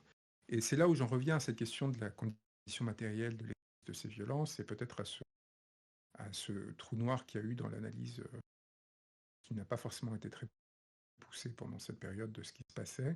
C'est qu'en réalité, ce qui s'est passé, c'est que les magistrats et les policiers, pour répondre à cette demande sociale, se sont décidés à fracasser des gens sortis de nulle part en choisissant au hasard ou en poussant des affaires qui n'avaient aucun sens, avec une multiplication de procédures qui ont terrorisé une partie de la population française parce qu'elles donnaient l'impression qu'en réalité, désormais, chaque acte sexuel pouvait devenir une source de risque potentiel de pénalisation et donc de pénétration de l'État dans l'espace intime, ce qui est quelque chose qui, par définition, est dangereux et malsain. Et en même temps, pourquoi est-ce que ça a été fait? Parce qu'il fallait trouver des boucs émissaires qui satisfassent à cette soif de justice de la société, d'un certain nombre de militants, tout en protégeant et continuant de protéger les plus puissants. Et l'affaire Habitant, c'est exactement ça. C'est-à-dire qu'alors qu'on a des histoires de corne-cul qui nous sont distribuées matin et soir, dans lesquelles les magistrats font mine de s'occuper de ce sujet, et Dieu sait s'ils s'en occupent mal, et Dieu sait si le parcours est extraordinairement douloureux pour tous lorsque l'on rentre dans des procédures comme celle-ci, eh bien à côté, on découvre que pour peu qu'on soit proche du pouvoir, pour peu qu'on ait des avocats qui sont dans un rapport de connivence et de complaisance avec les magistrats, parce que cette personne était défendue par le cabinet Stas, mais j'ai des obligations de confraternité, mais je pense que si vous cherchez le pédigré de chacun d'entre eux, des personnes qu'ils ont défendues, leur parcours, vous comprendrez très vite où je veux en venir, eh bien, a pu soumettre une femme à des actes de violence inacceptables, et je rentre dans le détail, je suis rentré dans le détail dans les expressions publiques du sujet, parce que ça me semble important que cette réalité crue apparaisse, c'est-à-dire 5 blessures vaginales, dont une blessure anale, jusqu'à 1,5 cm, des hématomes, une serviette en sang qui est retrouvée alors qu'il y avait une négation du fait qu'il y ait des commissions de violence, et ainsi de suite. Eh bien, cette personne-là, c'est pas qu'elle ait eu droit à un non-lieu et que le non-lieu serait inférieur, comme beaucoup à tort dans l'espace public par des gens qui connaissent rien à la procédure pénale, mais qui adorent en fait s'accrocher à ces questions parce qu'en fait ils en vivent et ils adorent les instrumentaliser. Cette personne a été démise en examen. Et ça veut dire quoi? C'est-à-dire qu'il y a 7 magistrats, comme ça a été répété au début par tous ceux qui le défendaient, 7 magistrats qui ont considéré que tous les éléments que je viens de vous donner, et tous ceux qu'on pourrait rajouter, tous ces éléments n'étaient pas considérables comme des indices graves ou concordants de ce qu'une infraction aurait pu être commise. Et donc, ce faisant, ils ont fermé la porte à la possibilité d'un procès. Et donc, quand Brigitte Macron vient défendre un homme pareil, un homme qui est un homme violent, un homme qui est un homme dégoûtant, qui inflige ça à une jeune femme qui croit que c'est quelqu'un qui veut construire une histoire d'amour avec elle, alors que par ailleurs, qu'importe les détails, mais vraiment, toute l'histoire révèle quelque chose de profondément dégoûtant et révèle surtout qu'on est face à un cas qui correspond exactement au pourquoi l'on a décidé de criminaliser l'infraction de viol. Pourquoi est-ce qu'il est nécessaire de poursuivre ce genre de violence sexuelle? Eh bien, cet homme-là va non seulement être protégé, et il va être protégé parce qu'il est proche du pouvoir, parce qu'il appartient à un clan, mais en plus, il va faire l'objet d'une forme d'omerta qui va jeter aux orties tous ceux qui cherchent à le dénoncer. Et ça dit beaucoup de ce qu'est la justice en France au XXIe siècle. Et je tiens à le dire parce que l'on ressent tous, cette injustice inacceptable, découle la violence qui ensuite s'abat sur des kidams, sur des no-names, qui vont se faire fracasser par la justice pour que ces magistrats qui sont lâches, dont leurs confrères ont été sinon corrompus, du moins compromis, puissent se convaincre eux-mêmes qu'ils continuent à contribuer au bien commun. Et donc nous, il faut qu'on ait une approche qui ne doit pas être exclusivement matérialiste. Vous voyez, on n'est pas marxiste, il y a une dimension, vous l'avez bien noté, spirituelle très forte dans l'engagement que l'on essaye de porter, qui est ancrée sur des valeurs, sur du symbole.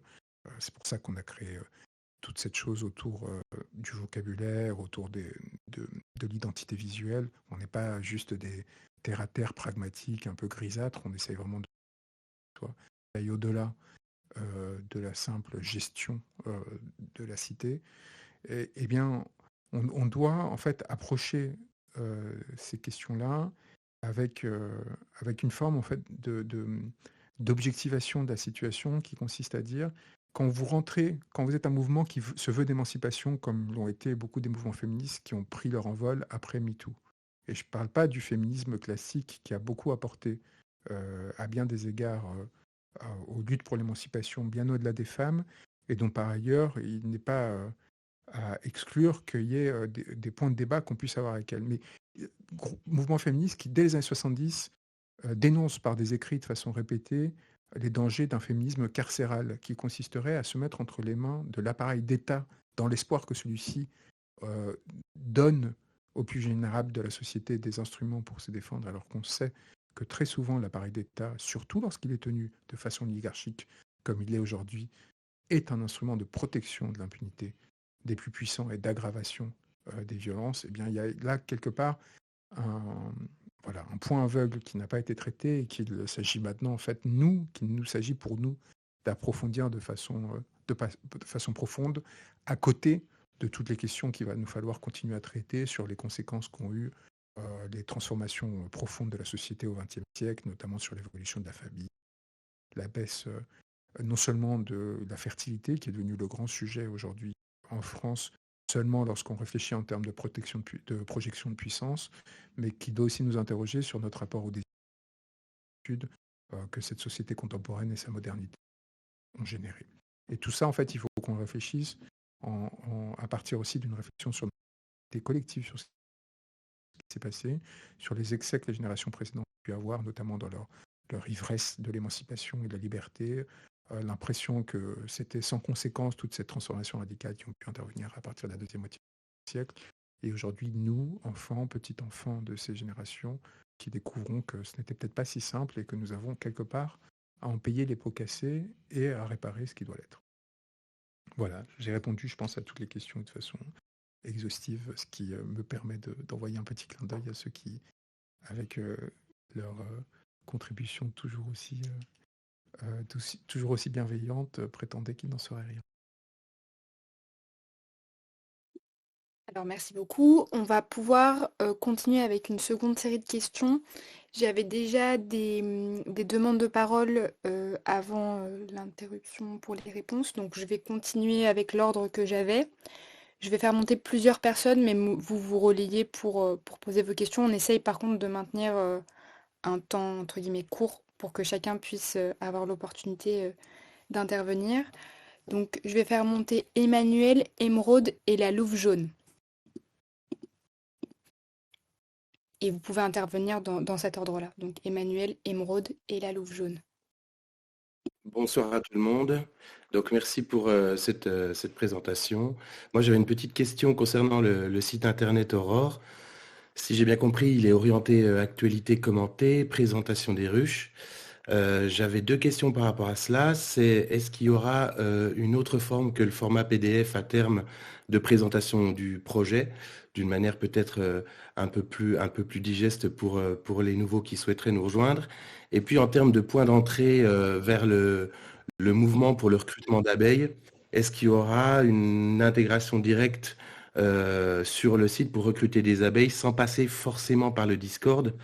Parce que moi, par exemple, j'ai des retours d'expérience de certains de mes proches qui se perdent un petit peu lorsqu'ils arrivent dans le Discord.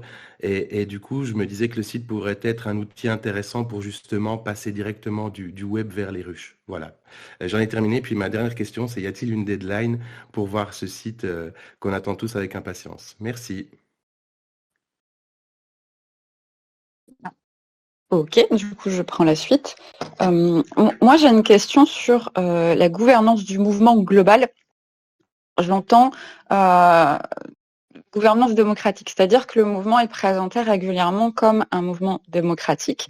Et au fil des mois, on se rend compte qu'en fait, au niveau du mouvement global, au niveau des ruches locales, ça a l'air d'être plutôt bien acté. Mais au niveau du mouvement global, en fait, je veux dire, le peuple des ruches n'a pas particulièrement de levier ou de poids sur vers où va le mouvement. C'est-à-dire que bon, il y a toute la complexité de mettre en place un mouvement aussi vaste et aussi inhabituel. Mais c'est une question qui revient régulièrement, à laquelle on a du mal à avoir des réponses. Et aussi, moi, ce que j'ai vu, c'est que ça a fait fuir beaucoup de monde que la gouvernance actuellement du mouvement soit pas particulièrement démocratique. Donc, je me dis que au niveau crédibilité, c'est pas bon, et que pour pouvoir amener des gens, parce qu'il me semble que, là je reviens un peu en arrière, il me semble que la réponse qui a été donnée dernièrement, c'est que en gros, on cherche plutôt à ramener des gens d'abord et la gouvernance, on verra plus tard. Sauf qu'il y a pas mal de gens, s'ils veulent un mouvement démocratique, ils arrivent, ils voient que le fonctionnement n'est pas en soi démocratique, ils vont pas rester, ils vont pas s'investir. Donc, à mon sens, il faudrait traiter cette question-là de manière un minimum prioritaire, pas forcément, enfin voilà, après l'ordre des priorités, c'est très compliqué, mais un minimum prioritaire afin que y ait cette crédibilité. Parce que si on n'arrive pas à avoir un mouvement qui est pour l'instant réduit en comparaison de ce que c'est de gérer un pays comme la France, si on n'arrive pas à avoir une gouvernance démocratique à cette échelle-là, je vois pas pourquoi, une fois qu'il faudra gérer quelque chose d'aussi vaste que le pays, ce sera possible de le faire, vu qu'on n'aura même pas réussi à le faire sur une plus petite échelle. Voilà, j'espère que j'ai été claire. Merci.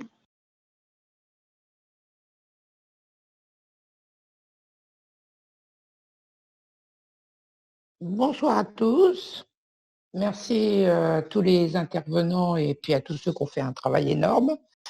Alors moi, je voudrais une question simple à M. Juan Branco. On a les ruches blanches, on a les ruches noires. Que penserait-il de créer une ruche jaune ou d'une autre couleur qui serait dédiée à sortir de l'entre-soi, qui proposerait des actions pour faire adhérer les citoyens à notre cause?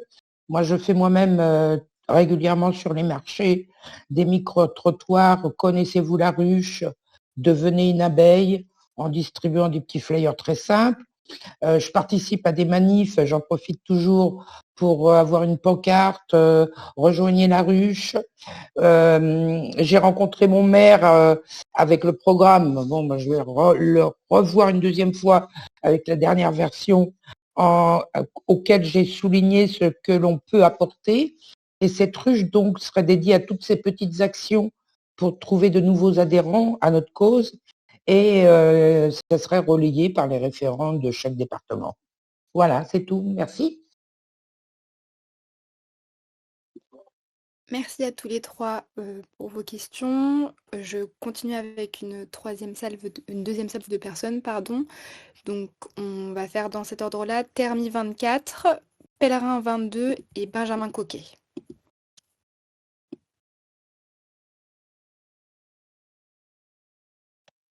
Normalement, Termi 24, vous pouvez prendre la parole. Super. Alors, bonsoir à toutes et à tous. Moi, ma question intervient dans le cadre de la massification, notamment tout ce qui va être tractage, etc. Donc vraiment au plus contact du peuple.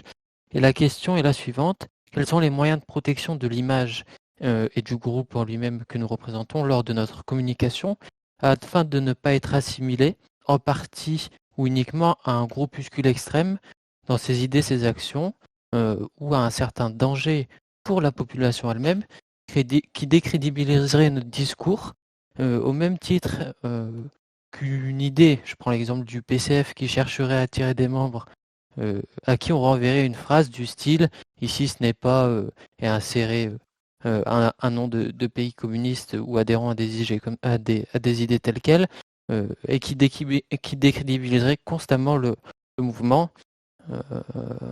Donc c'est vraiment la question que je me pose. Voilà, c'est tout pour moi. Bonsoir à tous. Merci Maître Branco de votre conférence et surtout cette nouvelle orientation, ce nouveau cap que l'on attendait depuis pas mal de temps. Je vais vous poser une question sur l'industrialisation de la France. Notre industrie est en déclin le plus complet. Nous savons très bien qu'on a besoin d'une industrie pour faire vivre une population. Certaines régions, on voit bien l'effet de la société Brandt qui vient de se passer. On comprend très bien l'importance de l'industrialisation. Mais simplement, est-ce que le mouvement des abeilles ne va pas faire peur aux industriels ? Ne vont-ils pas délocaliser? C'est la question que je me pose. Et la deuxième question, une dévaluation ne ferait-elle pas peur au marché, sachant que les marchés réagissent fortement lorsqu'il y a une dévaluation? Merci beaucoup.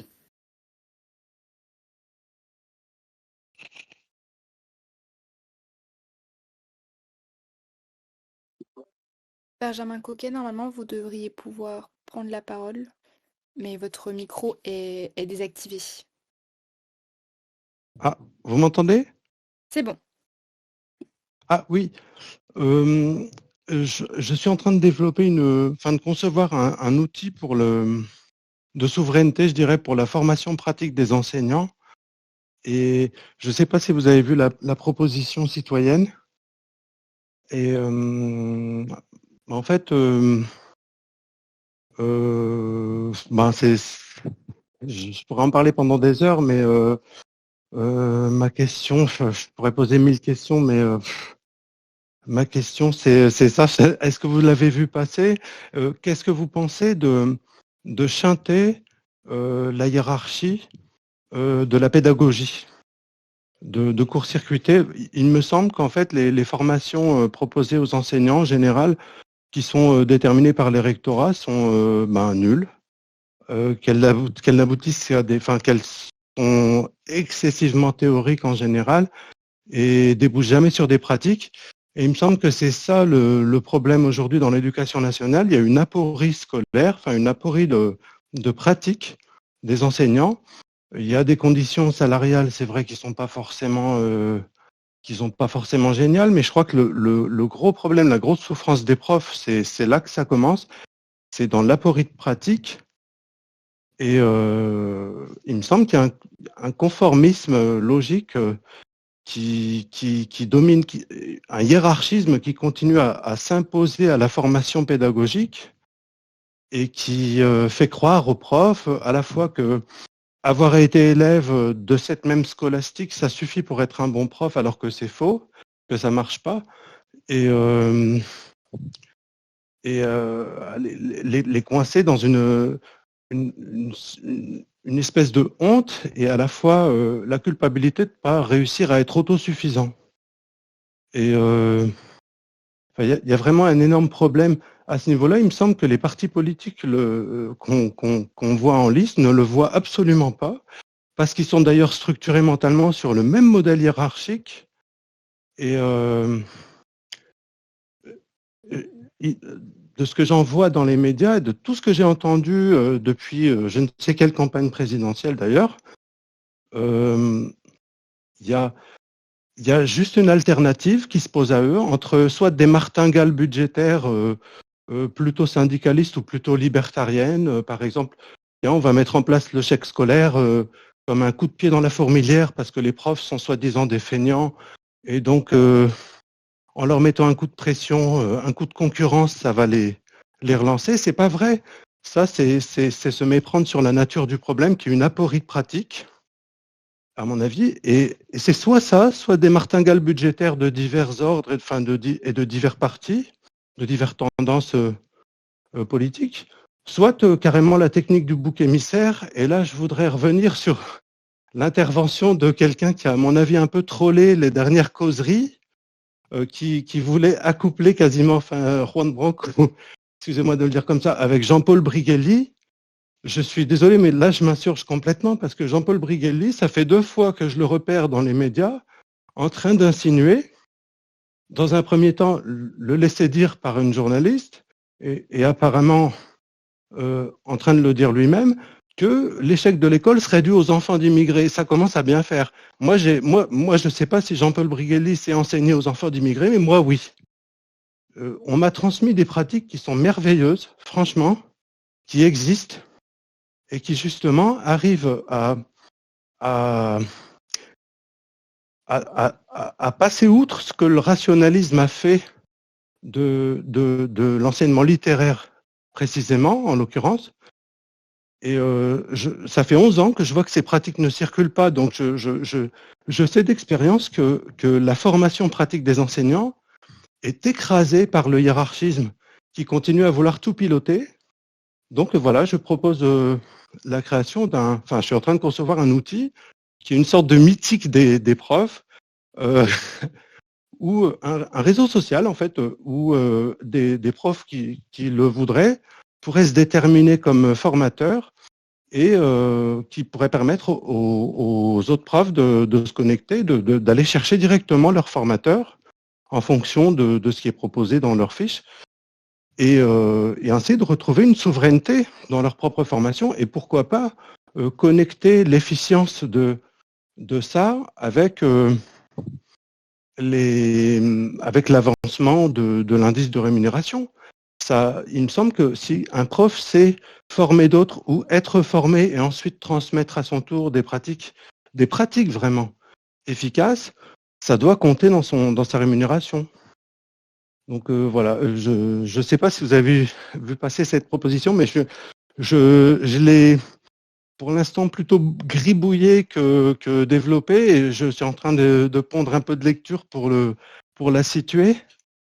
Et j'espère, d'ici les fêtes, on va dire, ou d'ici la fin du mois, pondre un peu de lecture pour pouvoir ensuite la faire passer sur Essémon. Dans l'idée peut-être de l'agglomérer au projet éducation. À votre question, pardon. Oui. Moi, je l'ai vu passer dans le chat, on a récupéré. N'hésitez pas à nous écrire quand vous l'aurez du coup un peu plus détaillé. Mais comme ça, vous pouvez... Enfin voilà, on l'a vu. Ok. Voilà. Bon, donc vous avez répondu à ma question. Vous n'aviez pas d'autres questions? Vous aviez une autre question, pardon? Non. Ok, bon très bien. Merci beaucoup. C'est juste pour que je puisse continuer à faire les interventions. Pardon. Ok. Merci beaucoup. Alors, merci à vous. Je vais continuer avec Colin Cholet, Marc 83 et Alenga, que je vais monter. Vous pouvez prendre la parole dans cet ordre. Oui, bonjour. Vous m'entendez? Allô? Oui, on vous entend. Ah, bonjour. Bonjour, oui, bonjour confrères. Bonjour à vous tous. Donc, je suis, comme vous, suspendue. Je suis effectivement devenue une cible. Tout comme vous, j'ai les mêmes personnes sur le dos. Et ce que je remarque, c'est qu'on est un peu trop théorique. Les gens sont en grande souffrance dans tous les domaines, que ce soit dans la justice, dans la santé, dans l'agriculture, dans l'économie, diverses. Et il serait bon, si on veut rattraper, essayer de rameuter, si on peut dire, des gens, c'est de réunir tous ces corpuscules qui se montent à droite, à gauche, et de se regrouper comme font là-haut. Vous voyez bien quand vous avez une personne comme Abi, tout de suite ils se rapprochent et ils viennent le soutenir. Pourquoi nous on ne ferait pas la même chose, faire remonter les informations et trouver des actions et les soutenir, parce qu'on a moi j'ai plein d'appels de lanceurs d'alerte. Je suis seule, j'arrive plus à gérer. Je monte des associations, j'essaye de faire ce que je peux, mais j'ai pas des gens compétents autour de moi et ça devient fatigant, quoi. Et même moi, on me bouscule de tous les côtés. Enfin, ça devient, je me mouille, mais il devient nécessaire de se regrouper. J'ai quelques confrères qui sont avec moi, mais c'est pas assez. Et je pense que confrères, il faut qu'on se regroupe. Voilà. Là, on est dans une situation, moi, qui me fait très peur. On est en dictature. Pour moi, on est en dictature.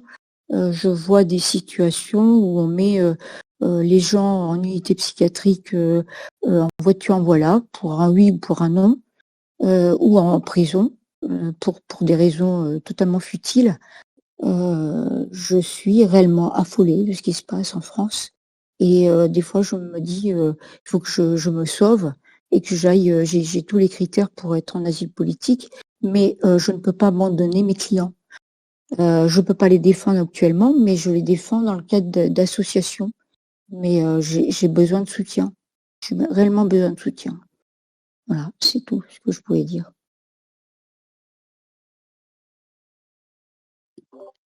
Merci beaucoup pour votre intervention. On peut donc passer à Marc 83. Oui, bonsoir à tout le monde. Merci, maître, d'être ouvert à la convergence. En fait, il y a une dizaine actuellement de candidats liés au RIC qui voudraient se présenter. Et en fait, moi, je propose qu'on réussisse à n'en choisir qu'un seul, alors peut-être par le biais des candidats eux-mêmes, de se réunir et voilà. Par exemple, dans sa dernière vidéo, il y a Raoul Maniberton, d'Espoir RIC et Solutions démocratiques, qui a dit qu'il laissait évidemment la porte ouverte et qu'il lui choisirait un candidat qui serait le plus à même de réussir donc le défi. Voilà. Après, il faudra tous mettre l'ego de côté, quoi. Voilà, c'est la priorité, c'est le peuple. Hein, voilà. Merci. Merci beaucoup pour votre intervention. On va pouvoir passer à Alenga et ensuite on fera une dernière question de réponse par Maître Branco. Pour ceux qui ont demandé la parole, n'hésitez pas à écrire vos questions dans le chat pour qu'on puisse brièvement les trier, les transmettre, dans le cas où Maître Branco n'aurait pas l'opportunité d'y répondre ce soir. Voilà. Alenga, je vous laisse la parole. Oui, voilà, bonjour déjà. En fait, j'aurais quelques questions vis-à-vis de tout ce qui concerne déjà les aides juridictionnelles. Je voulais savoir s'il y avait des possibilités, par exemple, de diversifier un petit peu ces aides-là, parce que justement, si j'ai bien compris, elles s'arrêtent, comment dire, par rapport aux revenus, par exemple, d'une personne. Et donc, quand il s'avère qu'on est obligé de prendre des avocats qui sont, comment dire, plus ben, on va dire mieux, je sais pas comment qualifier ça, mais qui ont une meilleure réputation par exemple, qui ont de meilleures réussites. C'est plus compliqué vis-à-vis d'une personne qui a un meilleur avocat que nous, enfin voilà. Vis-à-vis aussi des sévices qu'on a eus, s'il y a des possibilités d'avoir par exemple voilà, des aides justement par rapport à ça, pour qu'on puisse être bien défendu ou qu'on puisse ben, porter plainte en sachant qu'on va être aussi bien représenté. J'ai donc aussi une autre question vis-à-vis s'il y avait une possibilité de mettre en place un système de bilan psychologique à l'UVI plus approfondi par rapport au cas de violence conjugale, intrafamiliale, agression sexuelle ou viol, que ça soit pour la victime mais aussi pour l'agresseur, savoir justement déjà d'un point de vue purement psychologique ce que les professionnels en fait dans ce bord-là en fait pourraient dire et quel est le profil des deux personnes en fait que les professionnels en psychologie peuvent dresser. Et en relisant le document que vous, Monsieur Branco, vous avez envoyé au début de la réunion, j'ai pu lire par rapport à la loi, garantir la gratuité intégrale des procédures les plus courantes comme le divorce. Et je voulais savoir si, par exemple, justement pour les divorces donc en lien avec des violences conjugales, intrafamiliales, etc., ça comptait aussi, ou par exemple si c'était vraiment juste pour un divorce à l'amiable ou des choses comme ça. Et j'ai relevé aussi le retour de la prescription à 3 et 10 ans sans rétroactivité. Et j'avoue que, comment dire, que j'ai pas vraiment compris ça et je voulais savoir si c'était possible d'éclaircir, d'éclaircir ce point parce que justement, vis-à-vis justement du bilan psychologique par rapport à des cas qui ont par exemple de violences conjugales qui ont duré pendant 20 ans et où il n'y a pas forcément de preuves, c'est vrai que la prescription, si je comprends bien le sens du mot, c'est quand même relativement compliqué. Même si on fait un bilan psychologique, s'il y a prescription, ça bloque en fait justice vis-à-vis de la personne qui a été agressée et qui était sidérée lorsqu'elle s'est faite violer ou qui a été sous emprise ou déphasée en fait pendant des années. Donc voilà, je pense que j'ai terminé et merci beaucoup de m'avoir écouté. Je vous remercie pour votre intervention. Donc, on va écouter Maître Branco pour une série de réponses. Et à nouveau, pour ceux qui n'auraient pas eu le temps de poser leurs questions, n'hésitez pas à les écrire pour que je puisse les transmettre. Merci beaucoup. Merci à tous d'avoir vos questions importantes. Je vais essayer d'y répondre autant que je peux. Et je suis en train de lire un peu les commentaires qui sont faits à côté. Et je vais répondre peut-être rapidement à ceci. D'abord, sur la question de créer ce qu'on appelle des sous-groupes au sein du département, donc des alvéoles par ville. Il faut en fait que ce soit au sein des ruches. Et il faut que Quentin, qui nous écoute, je l'espère, voit s'il est possible de créer la sous-catégorie au sein du Discord principal en attendant que prennent l'envol les groupes extérieurs au Discord, que ce soit les WhatsApp et ainsi de suite. Mais donc normalement, c'est une bonne question auquel on va vous répondre très rapidement. Sur la question de la révolte paysanne, bien sûr, c'est un point fondamental d'appui et de mobilisation, ne serait-ce que parce que les paysans sont vraiment exposés comme une partie de la population française aux rudesses de la vie et ont un rapport du coup à l'engagement qui n'est pas artificiel, qui n'est pas lié sur une pure question de distinction ou de morale ou de valorisation de soi par la tentative de faire au mieux, mais aussi tout simplement parce que c'est une exigence existentielle et de survie. Donc c'est pour ça qu'on a autant travaillé. Je pense que vous avez vu, c'est très très fourni notre programme agricole, qu'on s'est positionné si vite sur la question de la DNC parce qu'on l'a vu remonter très rapidement parce qu'il y avait aussi beaucoup de paysans d'agriculteurs sur les ronds-points et par la suite et qui sont vraiment une des priorités les plus importantes. Et on nous a proposé de faire un déplacement dans le Tarn et Garonne pour essayer d'aller sur les barrages et de les accompagner. On essaie de voir si on va réussir à leur s'il y a suffisamment d'abeilles qui sont actives sur le territoire et dans les territoires adjacents pour nous accompagner en ce qui concerne le plan pour aller chercher les signatures. Moi, je ne l'ai pas vu, mais je pense que ce serait important si on pouvait le recueillir. Alors, par rapport aux questions qui m'ont été posées oralement, je vais essayer de les prendre à la suite. Sur l'intégration des abeilles hors Discord, comme on dit, d'où l'importance du site qu'on est en train de finaliser, et des groupes WhatsApp qui doivent être animés par les différents responsables des ruches, qui me permet aussi de répondre à la question de la gouvernance et sur la question de l'alternative toujours entre démocratie et souveraineté et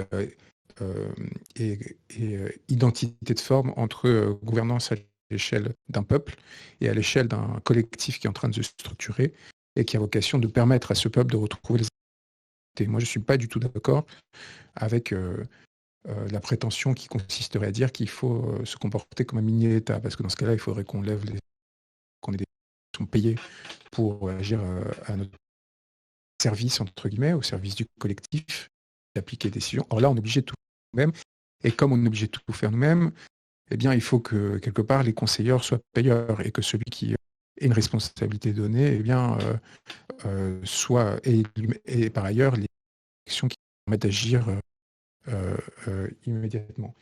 Donc, il faut absolument essayer d'éviter des amalgames qui pourraient nous mettre dans une position de fragilité, tout en évidemment étant aussi inclusif que possible. Et le gros problème qu'on a eu l'année dernière, c'était avant tout un problème de goulet d'étranglement. C'est-à-dire qu'on a eu des milliers de personnes qui ont voulu contribuer, et parce que on n'était pas assez nombreux en tant que cadre, entre guillemets, c'est-à-dire de personnes qui auraient des responsabilités, parce qu'on voulait fonctionner de façon horizontale, on n'a pas pu les accueillir, les accompagner et bénéficier de l'appui dont ils se proposaient qu'ils se proposaient de nous offrir. D'où la nécessité maintenant de créer ces qui doivent se faire en fait par un lien de confiance, par des gens qui se connaissent et qui mutuellement peu à peu commencent à constituer en fait des horizons d'engagement qui sont là depuis des mois, qui ont montré qu'ils n'étaient pas là pour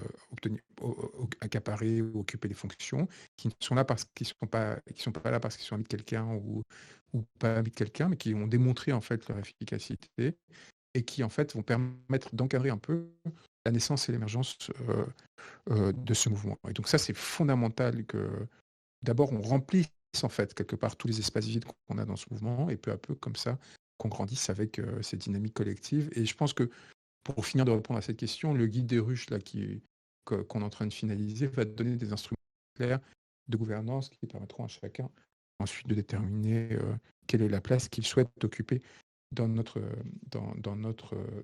organisation. L'objectif, rappelons-le, c'est d'offrir à chacun une fonction qui soit à la hauteur des aspirations qu'il a eues pour lui-même et pour la société, et d'essayer d'ajuster en fonction des capacités que l'on a, à la fois en termes d'engagement temporel, à la fois en termes d'apport que l'on peut avoir, qu'il soit émotionnel, social, technique et autres. En ce qui concerne la ruche jaune, ce serait excellent. Aujourd'hui, les mesures, les dynamiques que vous proposez et les initiatives que vous proposez, elles sont censées être prises en charge par la ruche blanche, qui quelque part intégrerait la ruche jaune. Alors, apparemment, le très mauvais, c'est un peu embêtant parce que c'est comme un moment d'échange de temps. Je ne sais pas ce qui s'est passé qui a fait que soudain, il y aurait eu une dégradation. Oui, ça, on va essayer de faire au mieux. Vous m'entendez un peu mieux aujourd'hui. Et la question, donc, sur la question de la ruche jaune, à ce stade, essayons de remplir les ruches blanches et noires qui déjà contiennent une grande partie des projets que vous avez avec la ruche jaune. Et une fois qu'on les aura repeuplés, ou si on souhaite subdiviser en 3 plutôt qu'en 2 blocs, n'hésitez pas à nous dire. Mais pour l'instant, il me semble que symboliquement parlant, ça permet d'être assez clair. C'est-à-dire qu'on a la ruche blanche, c'est vers l'extérieur, donc toutes les actions que vous avez suggérées. La ruche noire, c'est vers l'intérieur, vers soi. Et donc, ruche blanche, c'est toutes les initiatives qui visent à toucher des gens qui ne sont pas encore des abeilles, et à faire connaître nos idées, notre programme, à organiser des activités diverses. Et la ruche noire, c'est tout ce qui a trait au monde intérieur des abeilles et à leurs engagements divers. En ce qui concerne l'image de mouvement que l'on pourrait avoir en termes de qualification je vois qu'il y a des gens qui aiment bien troller, des petites pensées à commettre. L'image du mouvement, les risques de radicalisation, honnêtement, je pense qu'il ne faut pas qu'on définisse par rapport à ce que les gens vont penser de nous. On est extraordinairement disruptifs, on est très radicaux d'une certaine façon. C'est vraiment les instruments qu'on se propose de rendre au peuple français, les a jamais eu. C'est vraiment une troisième phase de démocratisation à laquelle on aspire. Donc il faut qu'on assume que quelque part on va être mal vu et que surtout on va essayer de nous délégitimer et de nous décrédibiliser par tout moyen. Donc il faut absolument qu'on soit en résistance par rapport à la peur que pourrait générer se protéger, se défendre et répondre aux offensives dont elles feront l'objet. En ce qui concerne l'enseignement, je pense que la question, le terme que vous avez utilisé, la honte, c'est très très important. C'est-à-dire un système qui fonctionne sur la honte, c'est à la fois une catastrophe et à la fois le mode d'existence naturel de tout système, de toute société hiérarchisée, y compris les sociétés qu'on décrivait comme primitives ou archaïques sans État, qu'aujourd'hui on n'utilise pas les termes aussi péjoratifs pour décrire, mais on est resté dans cette disposition. Le stigmate, l'exclusion ou l'inclusion sont des mécanismes de régulation sociale qui sont très importants. La question, c'est pourquoi est-ce que ce système scolaire est à ce point défaillant et génère en réalité plus de dommages parfois qu'il produit d'opportunités pour ceux qui participent. Et donc à partir de là, en effet, il y a toute une reconstruction. Nous, on a proposé une orientation très spécifique dans l'enseignement, dans le programme enseignement, qui a été vraiment travaillée et sur laquelle on a reçu pas mal d'éloges et de remerciements, malgré le fait qu'il peut apparaître comme étant assez dur par certains aspects. Et je vous incite à essayer de le lire en détail avant de le confronter à la perspective qui est celle que vous souhaitez nous faire adopter, parce qu'il y aura peut-être une confrontation à mettre en œuvre. Et là, on aura à la fois de la démocratisation et de la souverainisation. Nous, on propose des réformes très importantes à l'échelle nationale, qui après pourront être déclinées à l'échelle locale avec une autonomisation très importante de la vie en société à l'échelle de la commune. Ça, c'est quand même important qu'on l'ait à l'esprit et où on pourra même faire des sortes de contre-pieds pour tenter des expérimentations différentes à cette échelle-là. Alors, sur la question de l'union des candidats, et je prends note de l'abeille qui me dit être une consoeur et de la solitude et de l'épuisement qu'elle ressent à force non seulement de se battre elle-même, mais de vouloir aider. Et je pense que ça fait partie du guide des ruches qu'on va vous partager. On a un rôle fondamental à jouer pour sortir de la solitude les personnes qui ont été fracassées, soit par la vie, soit par les luttes, soit par les deux. Essayer de reconstruire quelque chose, un espace d'accueil qui permette de les accompagner. Donc en fait, une forme de bienfaisance au sens collectif du terme et pas élitaire, qu'il va falloir en fait mettre en œuvre, parce qu'il faut que notre engagement produise et génère du bien en soi et qu'il ne soit pas forcément seulement quelque chose qui est afin d'obtenir une fin ou d'atteindre une fin justifie l'usage de tous les moyens. Et à l'inverse, il faut qu'on soit quelque part déjà d'une forme d'expérimentation sociale. Et donc, ce que je regrette, c'est que cette intervenante n'est pas indiquée dans quelle ruche elle était. C'est quelque chose qu'on aurait dû systématiser pour chacun des intervenants, pour que éventuellement on puisse prendre un attache avec elle pour essayer de travailler collectivement.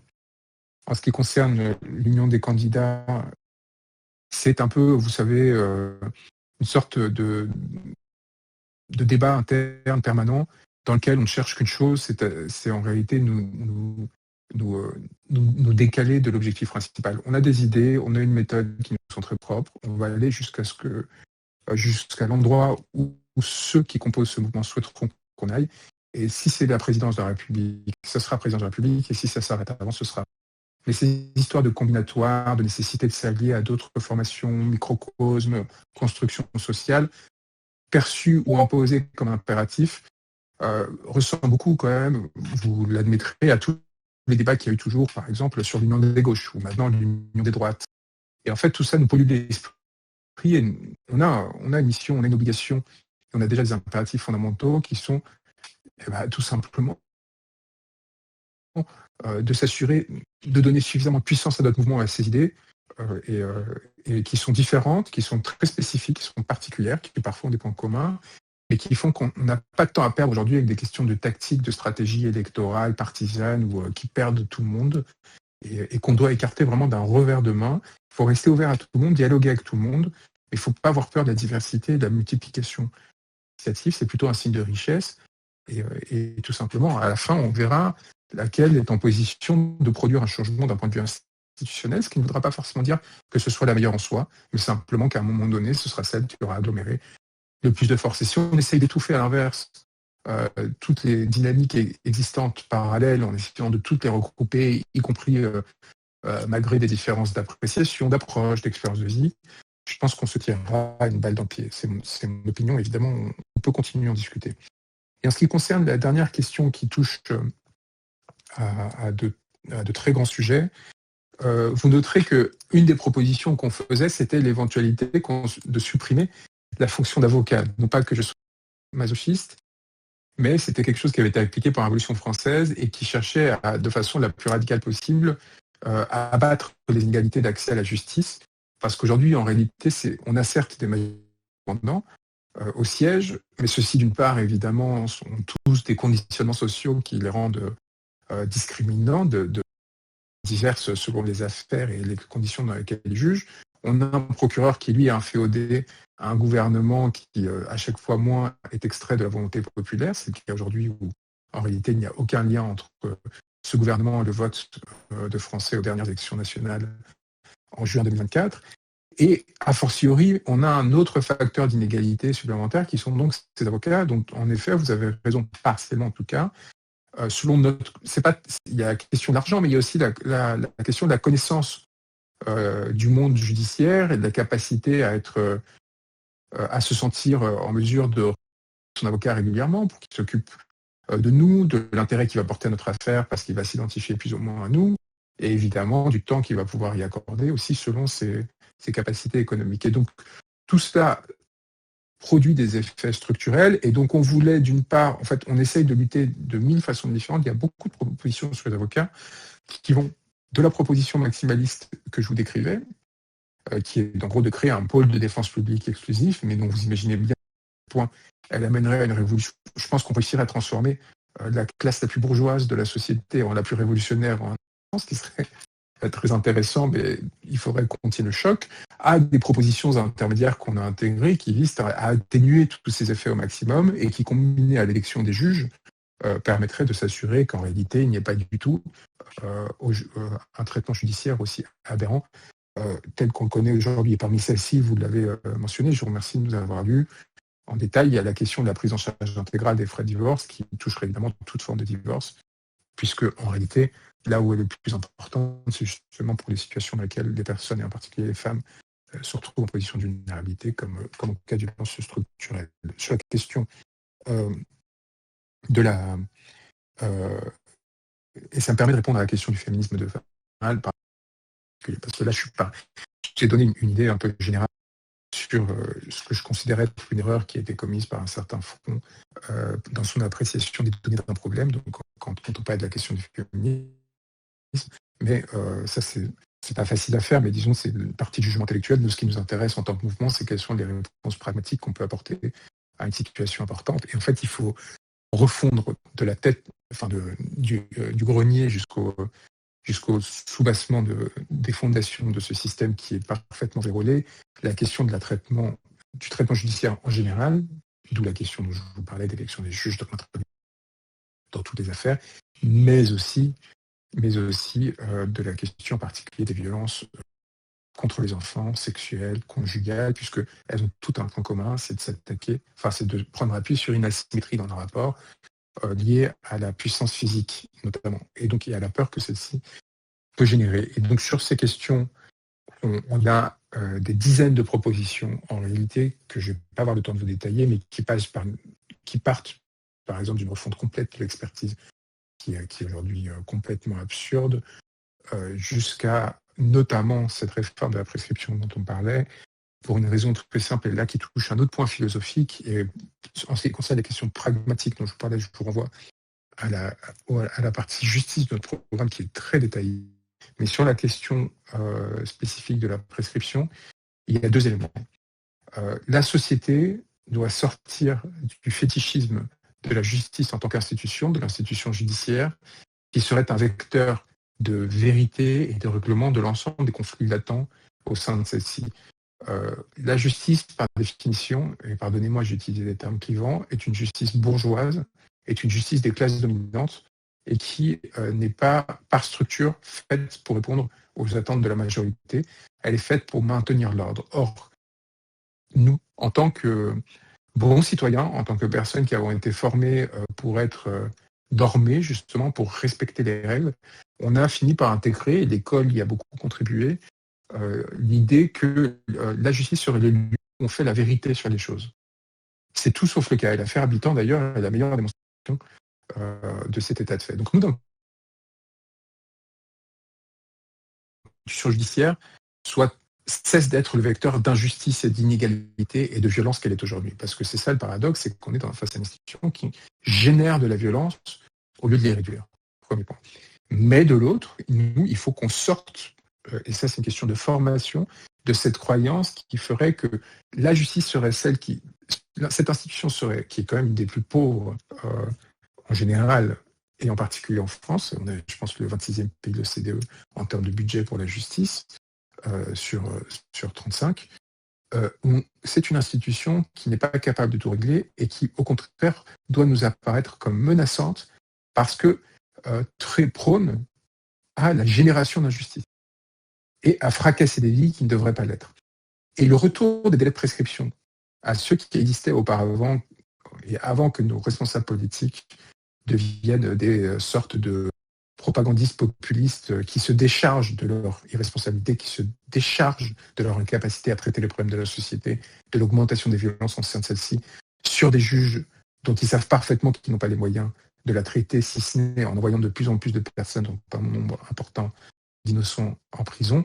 Eh bien, il faut qu'on revienne sur ce mouvement qui, en fait, ne fait qu'aggraver les violences au sein de la société plutôt que de les réparer, et qu'on trouve des moyens alternatifs de résolution de conflits qui n'excluent pas l'autorité et qui n'excluent pas, y compris l'usage de tous les moyens d'État pour mettre fin à une quelconque forme d'injustice. Et donc, c'est dans ce cadre-là que cette proposition, parmi d'autres, intervient. Et c'est aussi tout simplement parce que une justice sans preuve ne peut pas intervenir. Et or, avec le temps qui passe, à la fois les témoignages, les éléments matériels sont difficiles à préserver, à s'accumuler, surtout à être défendus devant les juges comme étant légitimes de quelque façon. Mais pour répondre à votre préoccupation, ça n'affecte rien des cas comme celui que vous avez décrit, pour une raison très simple, c'est que ceux que vous décriviez sont des infractions continues.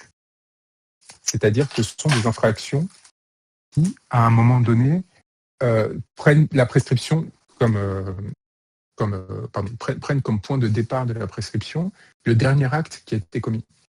Et donc, c'est-à-dire que ça vous permet de remonter en arrière autant que nécessaire pour s'assurer qu'il n'y ait pas d'impunité par rapport à la commission de ces forfaits. Voilà, c'était en vrac, c'était particulièrement divers qu'on a eu à traiter, donc c'était probablement en partie insatisfaisant pour certaines des personnes qui ont posé des questions, mais c'est quand même une base. J'espère que cette conférence, qui était très longue, et cet échange ont été un point de départ important pour clarifier un certain nombre d'incertitudes que vous auriez pu avoir, pour commencer à poser les bases en fait d'une discussion qui va continuer, qu'il faut qu'on ait collectivement à tous les échelons que l'on est en train de créer de cette ruche. Voilà. J'espère que on va prendre en note les dernières questions auxquelles on n'a pas pu répondre pour essayer d'avoir des débats par la suite. On va répéter ces échanges et surtout, on va se lancer maintenant dans une nouvelle phase de mouvement qui, à mon avis, est franchement enthousiasmante. Et j'espère que vous saurez convaincre beaucoup de personnes de nous rejoindre. Pas d'affiner à chaque fois plus notre pensée, nos réflexions et nos propositions. Et moi, je continuerai à me battre pour qu'on puisse être représenté dans l'espace social, pour que vous puissiez avoir des figures d'incarnation dont vous puissiez être fiers. Et je l'espère, j'espère sincèrement que je serai accompagné très rapidement par un maximum d'entre vous, y compris dans cet espace public-là, pour distribuer cette responsabilité et s'assurer qu'elle ne nous fragilise pas du fait de cette concentration en une seule figure. Voilà, beaucoup de pensées à tous. Sachez que je compte sur vous, qu'on a vraiment besoin de vous. Et j'espère sincèrement que vous serez à nos côtés et qu'on réussira à construire de grandes choses. Donc, comme je vous l'ai dit, dès janvier, on commence le déplacement. Le premier aura lieu à Montpellier à partir du 9. Je vous incite vraiment à nous écrire, y compris sur WhatsApp et Signal, sur le numéro qui circule sur Aurore et qu'on va repartager à la fin de ce live pour le conclure. À nous écrire sur les différentes plateformes que l'on a créées et à surtout ne pas hésiter à insister autant de fois que nécessaire en sachant que des moments qu'on n'a pas de personnes qui sont payées pour agir à temps plein dans ce mouvement et qu'on n'a pas de cadres qui sont chargés de traiter le flux, il faut imaginer ce que ça fait que de devoir être en position asymétrique face à 25 000 personnes, même si toutes ne sont pas actives au même moment, et essayer de leur donner l'attention qu'elles méritent. Ça crée énormément de creux et je compte à la fois sur votre patience mais surtout sur votre persistance pour vous assurer qu'on vous ait bien lu et reçu et qu'on puisse vous intégrer là où vous pourrez être le plus utile et vous sentir le mieux. Plein de pensées, bon courage et continuez à s'aimer. On avance. Merci à tous. Juste une petite précision. Pour ceux qui posent la question, la conférence sera bien rediffusée sur YouTube. On vous fera partager le lien et nous le mettrons en annonce. Également, donc, par rapport au numéro de téléphone évoqué par Maître Branco, je le mets dans le chat, mais sachez qu'une fiche contact est en train d'être élaborée par le secrétariat général pour que de façon plus ample et étendue, vous puissiez vous retrouver et savoir à qui écrire lorsque vous avez des questions ou des propositions, par exemple, à partager. Voilà. Très bonne soirée à tous et merci d'avoir été présents et on se reparle très bientôt.